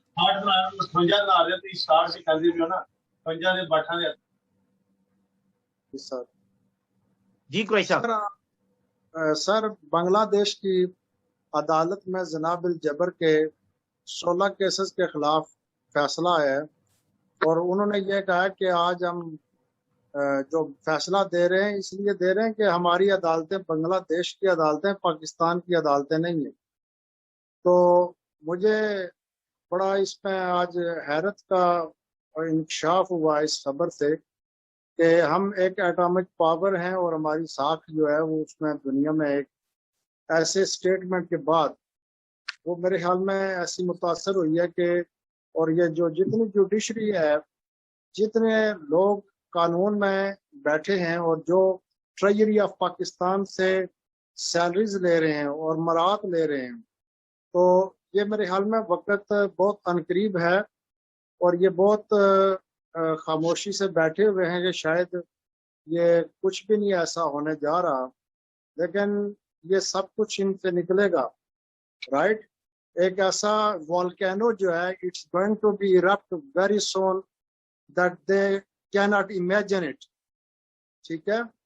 اور یہ جو لوگ وہاں پہ اعلیٰ جگہوں پہ بیٹھے ہوئے ہیں اور براجمان ہیں تختوں پہ عدلیہ کے، اور پینٹ کوٹ ٹائی پہن کے، اور اس کی جو ایک وقار کی دھجیاں اڑائی جا رہی ہیں، اس کے یہ لوگ یہ جواب دہ ہوں گے، کیونکہ انہیں پاکستان کی عوام کو انہوں نے جس طرح سے چوسا ہے، ان کا خون پسینہ یہ چوسا گیا ہے، اور ان سے کوئی انٹروگیٹ کرنے والا نہیں ہے۔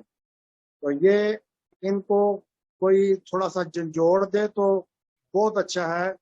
So to avoid from the soft revolution, if it goes like that, like the incident of Model Town, and then goes on right like other cases in Pakistan, so they are inviting the bloody revolution in Pakistan.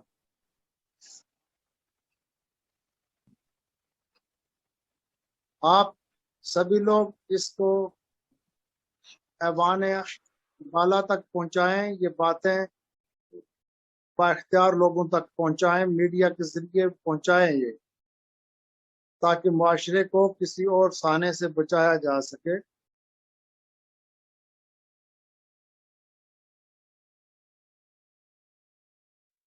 جی سر، بہت شکریہ عقیل صاحب، thank you sir, آپ نے time دیا، بہت شکریہ۔ میں اس ثانیہ کے اس کی تھوڑی سی پس منظر، یہ ایسے واقعات کیوں پیش آتے ہیں، میں تھوڑا سا ٹائم لوں گا کہ آپ دیکھیں، اگر انسانی تاریخ کا اگر جائزہ لیں تو ایک بات آپ کو ملے گی کہ جب تک لوگ فقط مذہبی کام کرتے رہتے ہیں اور اللہ اور اس کے رسول کی بات کرتے رہتے ہیں تو کبھی بھی کسی کو کوئی پرابلم نہیں ہوتا۔ جس طرح دیکھیں چرچز کو اسٹیٹ کے ساتھ یورپ کی دنیا میں وابستہ رکھا گیا، تب تک مسلسل جنگ و جدال کا سما تھا۔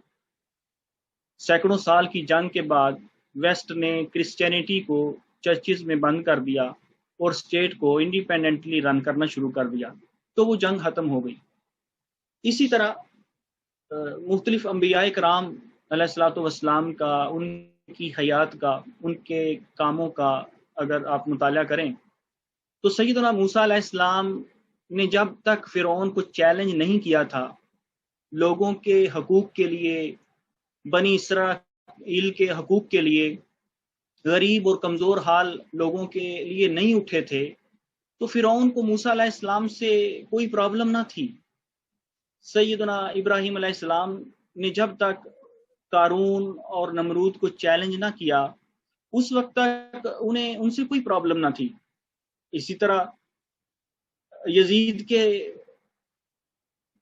تخت کو، اس کی قارونیت کو، اس کی فرعونیت کو جب تک سیدنا علی مقام نے چیلنج نہیں کیا تھا، اگر وہ مدینہ المنورہ میں بیٹھ کر تاجدار کائنات صلی اللہ علیہ وسلم کے روضہ اقدس کے سجادہ نشین بن کر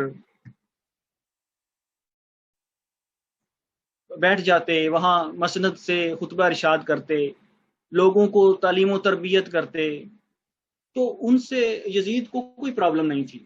یہ پرابلمز تب پیدا ہوتی ہیں جب کوئی مرد حق نظام کو چیلنج کرتا ہے، اللہ کی مخلوق کے لیے کھڑا ہوتا ہے، اپنی آواز کو بلند کرتا ہے اور حق کو عام کرنے کے لیے اذان دیتا ہے۔ جب وہ اس طرح کرتا ہے تو زمانہ اس کے خلاف ہو جاتا ہے۔ سیدنا موسیٰ علیہ السلام جب بنی اسرائیل کے لیے کھڑے ہوئے تو ہر دروازہ ان پر بند ہو گیا، مشکلات کے پہاڑ ٹوٹنے لگے۔ سیدنا ابراہیم علیہ السلام جب حق کے لیے کھڑے ہوئے تو آگ میں پھینکا گیا۔ امام علی مقام نے جب یزید کے نظام کو چیلنج کیا تو پورے خاندان کو، پورے خانوادے کی جانوں کو لٹانا پڑا۔ اب اسی طرح یہ ایک ہسٹری ہے۔ اس کے بعد پاکستان کے حالات کا اگر جائزہ لیں تو 1980 سے 1988 تک، جب تک ڈاکٹر طاہر القادری فہم القرآن کے درس دیا کرتے تھے، منہاج القرآن کے پلیٹ فارم سے دین کی باتیں ہوتی تھیں، اخلاقیات کی باتیں ہوتی تھیں، اخلاص کی باتیں ہوتی تھیں، اللہ اور اس کے رسول کی صلی اللہ علیہ وسلم کی محبت کی باتیں ہوتی تھیں، تب تک سیاسی، دینی، مذہبی تمام مسالک کے علماء ہوں، پیر ہوں، مشائخ ہوں، ہر کوئی ڈاکٹر طاہر القادری کی صحبت میں آتا، منہاج القرآن کے مراکز میں آتا۔ لیکن 1988 کے بعد ایسا کیا ہوا؟ آپ کی تو شخصیت وہی تھی، علمی، فکری مقام وہی تھا، تو پھر اچانک زمانے کا رنگ کیوں جدا ہو گیا؟ دنیا کا، زمانے کا مزاج کیوں بگڑ گیا؟ صرف ایک فرق تھا، صرف ایک فرق پڑا۔ 1988 کے بعد آپ نے پاکستان عوامی تحریک اور منہاج القرآن کے پلیٹ فارم سے غریبوں کے حقوق کی آواز بلند کی، فرسودہ نظام کو للکارا، ظالمانہ نظام کو چیلنج کیا۔ اس وقت جو سیاسی جماعتوں کے درمیان ایک رسہ کشی کا ماحول تھا، اقتدار کی فرسبی چل رہی تھی، آپ نے اس کو چیلنج کیا، اس کو ڈینٹ کیا، تو ہر کسی نے اپنا راستہ جدا کر لیا، وہ علماء ہوں یا پیر ہوں یا مشاعر، ہر کسی کو پھر فتوے بھی یاد آ گئے، سیاسی جماعتوں کو بھی پرابلم شروع ہو گئی۔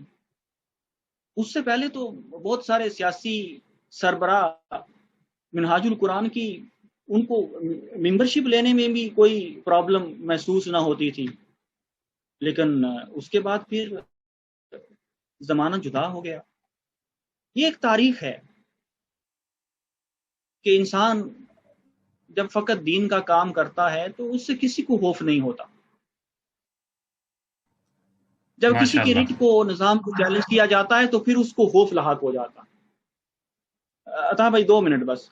ثانیہ ماڈل ٹاؤن بھی در حقیقت اسی ایک پورے نظام کو چیلنج کرنے اور اس خوف و ہراس کے معاملے کی ایک کڑی ہے۔ پھر شیخ الاسلام جب 2005 کے بعد باہر تشریف لے گئے، اپنی تالیف و تصنیف میں مصروف ہو گئے، منہاج القرآن علمی فکری حوالے سے کام کر رہی تھی، تو پھر بھی کسی کو پرابلم نہیں تھی، آرام سے نظام چل رہا تھا۔ لیکن 2012 میں جب پھر ایک بار تشریف لا کر نظام کو چیلنج کیا، آئین پاکستان کے نفاذ کی بات کی، غریبوں کی بات کی، غریبوں کی تعلیم کی، خوراک کی، علاج کی، روزگار کی، تو پھر پرابلم شروع ہو گئی۔ لوگوں نے پھر اس کے اوپر کہا کہ کسی کا ہاتھ ہے، کسی نے کچھ بات کہی، فنڈز کہاں چاہتے ہیں، یہ ہے وہ ہے۔ تو در حقیقت یہ سفر 2012 میں دوبارہ شروع ہوا، پھر 2013 کا دھرنا آپ کے سامنے ہے جو معاملات ہوئے۔ تو اور منہاج القرآن نے اپنی گراس روٹ لیول پر مین پاور کا اظہار کیا، پاور شو کیا، اس سے نظام میں لرزہ پیدا ہوا، ان کو خوف لاحق ہوا کہ شاید اس تخت کو الٹ نہ دیا جائے۔ تو پھر جیسے تاریخ میں ہمیشہ ظالم قانونی اور فرعونی اقتدار پر بیٹھے ہوئے لوگوں کو کچلنے کے لیے، موومنٹ کو کچلنے کے لیے منصوبہ سازی کرتے ہیں، اسی طرح نون لیگ نے پاکستان عوامی تحریک اور منہاج القرآن کی موومنٹ کو کچلنے کے لیے ایک بہت ہی گھنونا منصوبہ بنایا۔ شیخ الاسلام پاکستان میں موجود نہیں تھے، تو انہوں نے چاہا کہ بہت بڑا سانحہ کر دیا جائے، جو قیادت ہے اس کو مار دیا جائے، بہت سارے الزامات بھی لگائے اور اس موومنٹ اور نظریے کو موت کے گھاٹ اتار دیا جائے۔ مگر اللہ رب العزت ہمیشہ حق پرستوں کے ساتھ ہوا کرتا ہے، اس کی مدد ہمیشہ حق پرستوں کے ساتھ ہوا کرتی ہے۔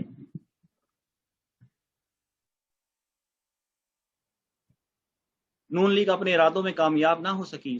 17 جون کی رات انہوں نے کربلا کا سما تھا پیدا کر دیا۔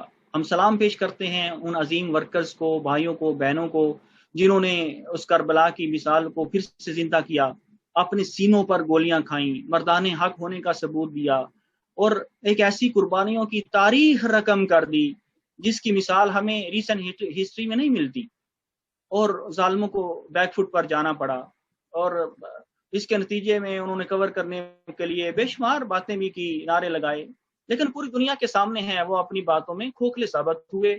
انشاءاللہ ہمیں امید ہے، ہمیں اللہ رب العزت کے در سے امید ہے کہ جلد انصاف فرمائے گا اور اس کی مدد اترے گی انشاءاللہ، اور تحریک منہاج القرآن کے عظیم کارکن اور پاکستان عوامی تحریک کے عظیم کارکن فتح یاب ہوں گے انشاءاللہ۔ اب میں بلا تعریف، بہت لمبی ہو گئی بات، میں پاکستان عوامی سوسائٹی کویت کے صدر جناب سید جعفر سمدانی صاحب سے گزارش کرتا ہوں کہ وہ اپنے خیالات کا اظہار کریں۔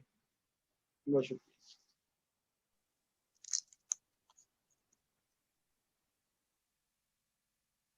بسم اللہ الرحمن الرحیم۔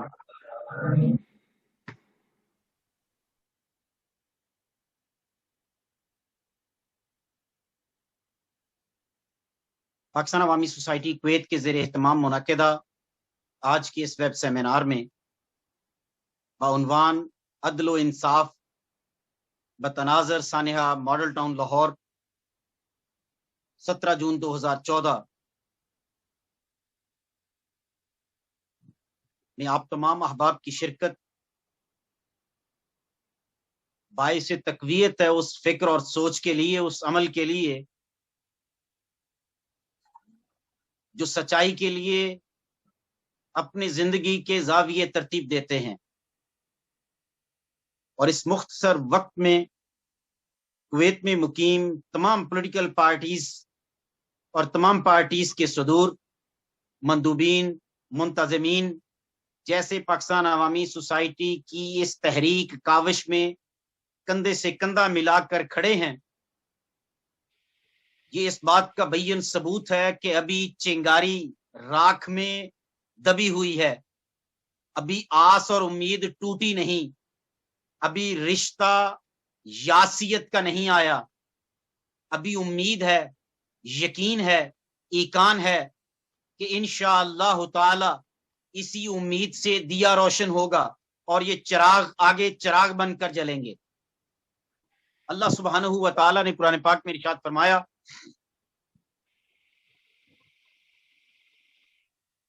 वलकुम फिल किसासी हयातुन या उलुल अलबाब, ए फहमो फरासत वालो, ए अक्ल वालो, ए दानिश वालो, ए फिक्र वालो, किसास में जिंदगी है। और यहां पर अल्लाह सुब्हानहू व तआला ने जो लफ्ज रखा वो है हयात। हयात कहते हैं समर आवर जिंदगी को, और जो समर वाली ना हो उसे कहते हैं इनफ्रेक्चुअस,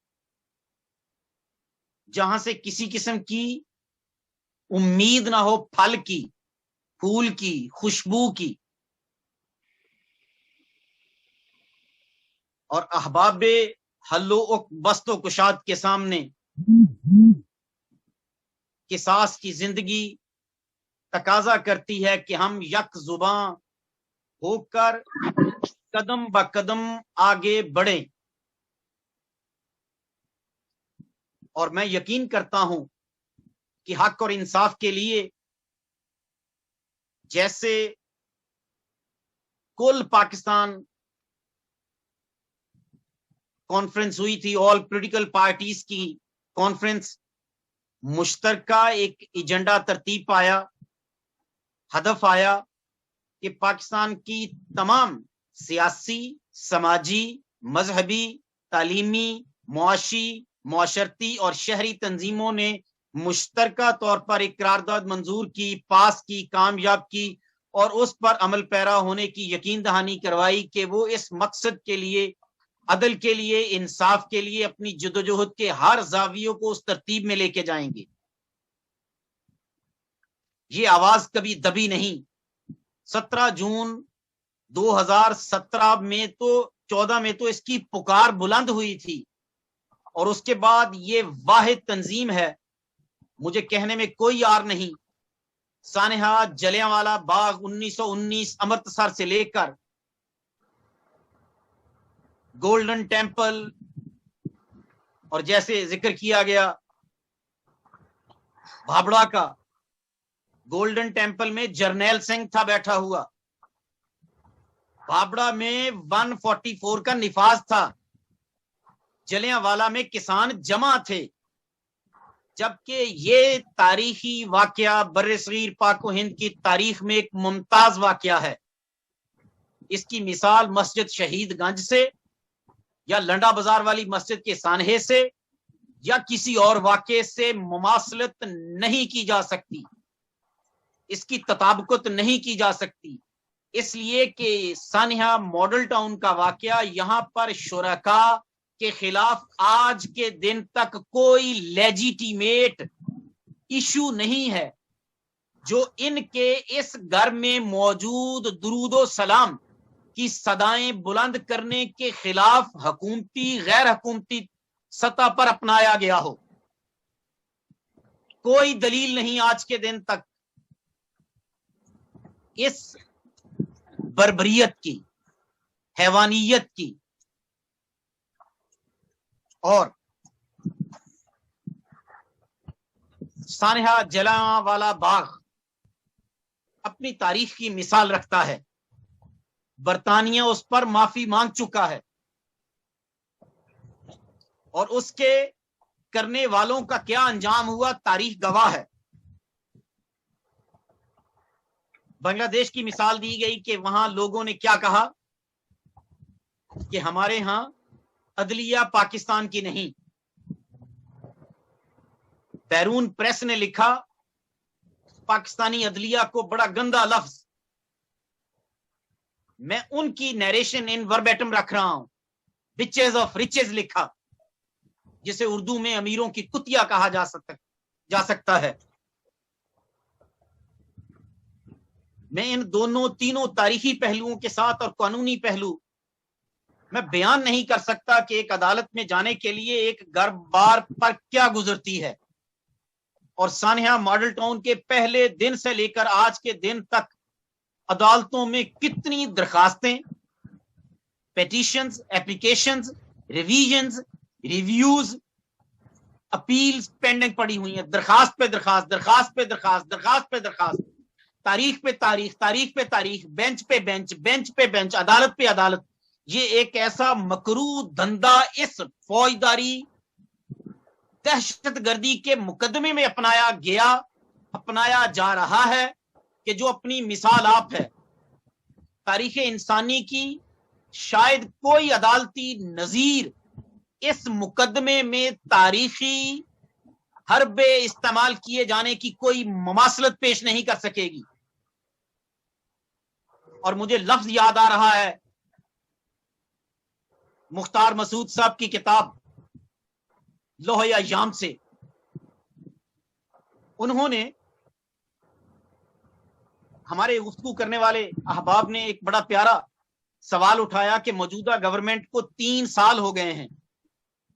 डॉक्टर साहब ने तो कहा ना, मुझसे वादा किया एक आर्मी के इदारे ने, मुझसे वादा किया एक अदालती इदारे ने, मुझसे वादा किया सियासी लोगों ने, जिसमें एक जमात बरसरे इक्तदार है, सूबे में भी मरकज में भी।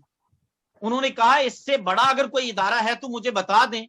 इन 3 लोगों ने मुझसे वादा किया, और अगर आज वो वादा ईफा नहीं हो रहा तो मुझे बताएं वो कौन सा रास्ता, इदारा या दरवाजा है जिसको नॉक किया जाए। इस अदालती तारीख पे तो रोशनी डाली गई।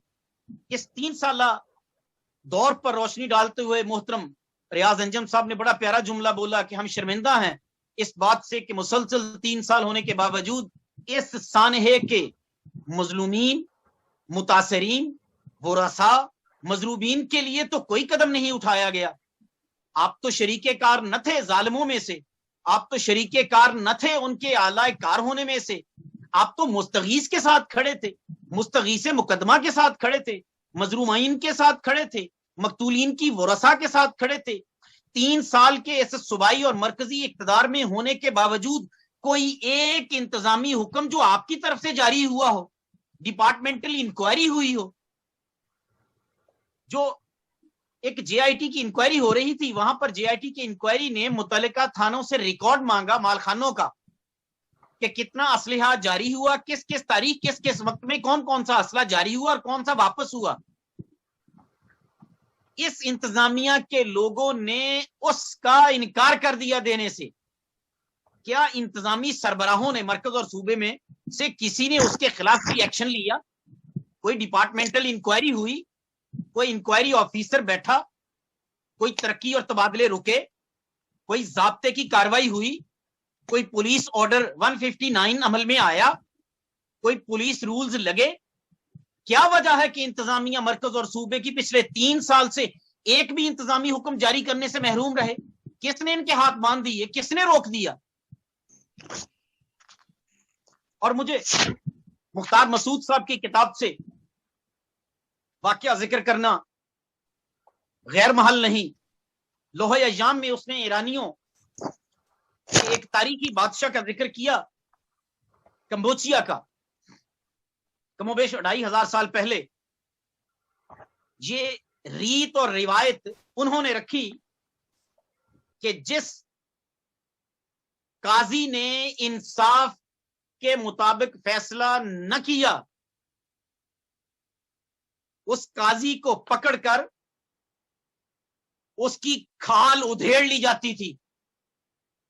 उस खाल को दफ्तरों में सफाई के लिए इस्तेमाल किया जाता था, या उस खाल को उसी अदालत में जिस जगह वो बैठकर अदल इंसाफ के खिलाफ जुल्म के फैसले कर रहा था, उस कुर्सी पर चढ़ा दिया जाता था और उस कुर्सी पर उसके बेटे को मुतमक्कन किया जाता था कि आगोशे पिदरी में उसको वो तप्श महसूस हो जो जुल्म करने से उस खानदान पर भी थी।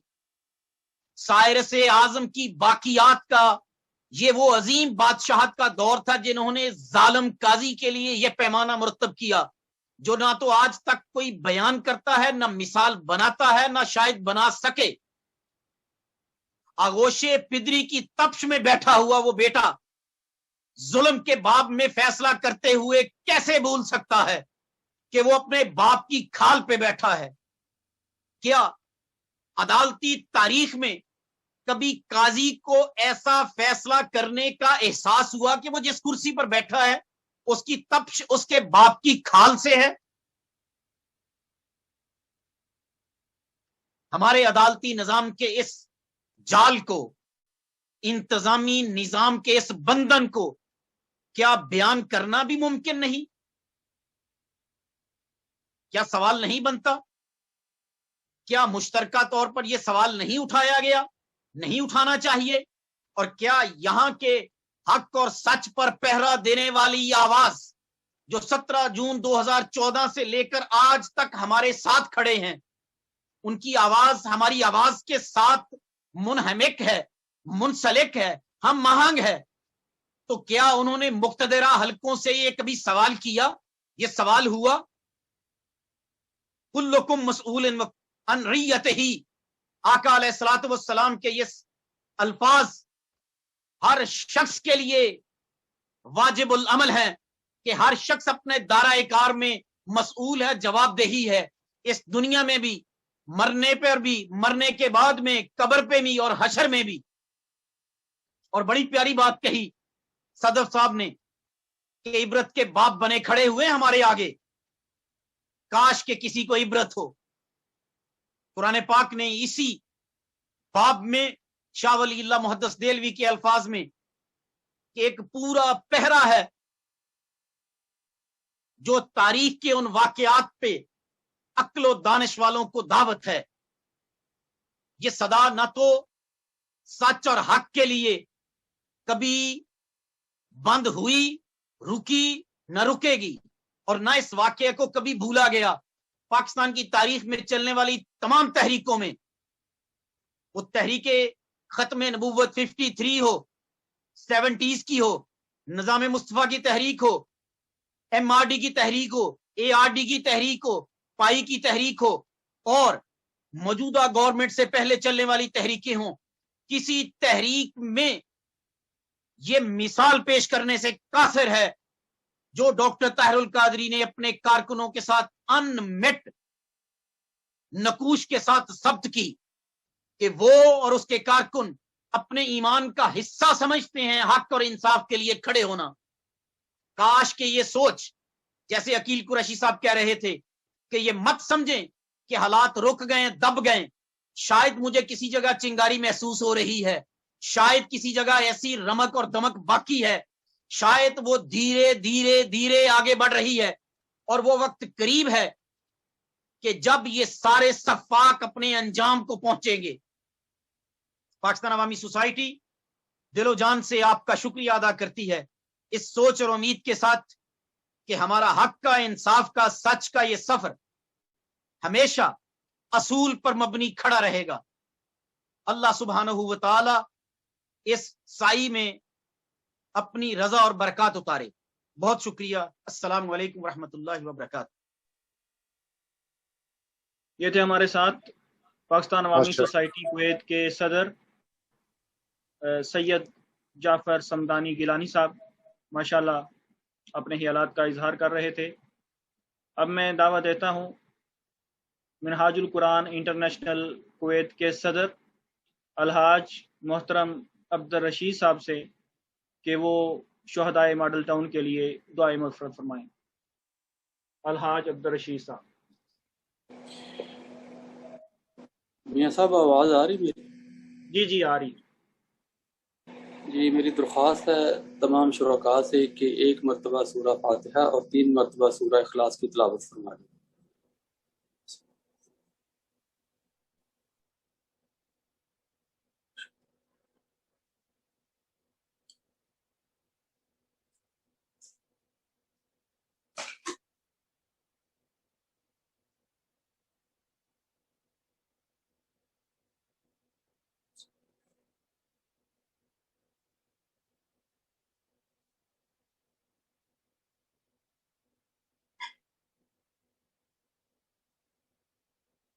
اللهم صل على سيدنا ومولانا محمد وعلى آله وأصحابه وبارك وسلم۔ اللهم أنت السلام ومنك السلام عليك يرجو السلام، حينا ربنا بالسلام وادخلنا دار السلام، تبارك ربنا وتعاليت يا ذو الجلال والإكرام، ربنا آتنا في الدنيا حسنة وفي الآخرة حسنة وقنا عذاب النار، وقنا عذاب القبر، وقنا عذاب الحشر، وقنا عذاب الميزان، ربنا ظلمنا انفسنا وان لم تغفر لنا وترحمنا لنكونن من الخاسرین، رب اغفر وارحم وانت خیر الراحمین۔ اے میرے پاک پروردگار، اس مجلس میں جو بھی خیر کا عمل کیا گیا، تلاوت کلام مجید کی گئی، سرکار کی حمد سرائی کی گئی، اور جو بھی دوستوں نے اظہار خیال کیا، اظہار یکجہتی کیا، سب کچھ تیری بارگاہ میں پیش کرتے قبول و منظور فرما۔ اے میرے مالک کائنات، اس ساری مجلس کا اجر اور ثواب سرکار دو عالم صلی اللہ علیہ وآلہ وسلم کی بارگاہ میں پیش کرتے قبول و منظور فرما، آپ کے اہل بیت اطہار کی بارگاہ میں پیش کرتے قبول و منظور فرما، خصوصاً بالخصوص یا رب العالمین، یہ جو اسپیشل آج کی یہ نشست قائم کی گئی سانحہ ماڈل ٹاؤن کے شہداء کے لیے، ان کی روحوں کو اس کا اجر اور ثواب پیش کرتے قبول و منظور فرما، ان کے درجات بلند فرما، سرکار دو عالم صلی اللہ علیہ وآلہ وسلم کی معیت عطا فرما، شہداء کے وارثوں کو یا رب العالمین ثابت قدمی عطا فرما، یا رب العالمین ان کو استقامت عطا فرما، مظلوموں کی داد رسی فرما، ظالموں کو جلد اپنے عبرتناک انجام تک پہنچا، یا رب العالمین سب کی خیر فرما۔ باری تعالیٰ جو بھی اس سانحہ ماڈل ٹاؤن میں ہمارے ساتھ یکجہتی کرتے ہیں اور ہمارے ساتھ اس کندھے کے ساتھ کندھا ملا کر چل رہے ہیں، پروردگار ان سب کو استقامت عطا فرما۔ باری تعالیٰ حکومت وقت کو بھی سانحہ ماڈل ٹاؤن شفاف طریقے سے چلانے کی توفیق عطا فرما۔ باری تعالیٰ اس سانحہ کے ورثاء کو پروردگار عالم جلد از جلد انصاف عطا فرما، انصاف کے منتظر ہیں باری تعالیٰ، کمزور ناتواں ہیں، یہ ظالم آدمی جنہوں نے ظلم کیا وہ طاقتور ہیں، پروردگار ہم کمزور ہیں، ناتواں ہیں، ہماری مدد فرما، یا رب العالمین ہماری مدد فرما۔ پاک پروردگار عالم جو بھی بیمار ہیں ان سب کو صحت یابی عطا فرما، یا رب العالمین جو گھروں میں، اسپتالوں میں، جہاں جہاں کبھی بیمار ہیں سب کو صحت یابی عطا فرما، مقروضوں کو قرضے سے نجات عطا فرما، دکھ تکلیفیں پریشانیوں میں مبتلا ان سب کی پریشانیاں دور فرما۔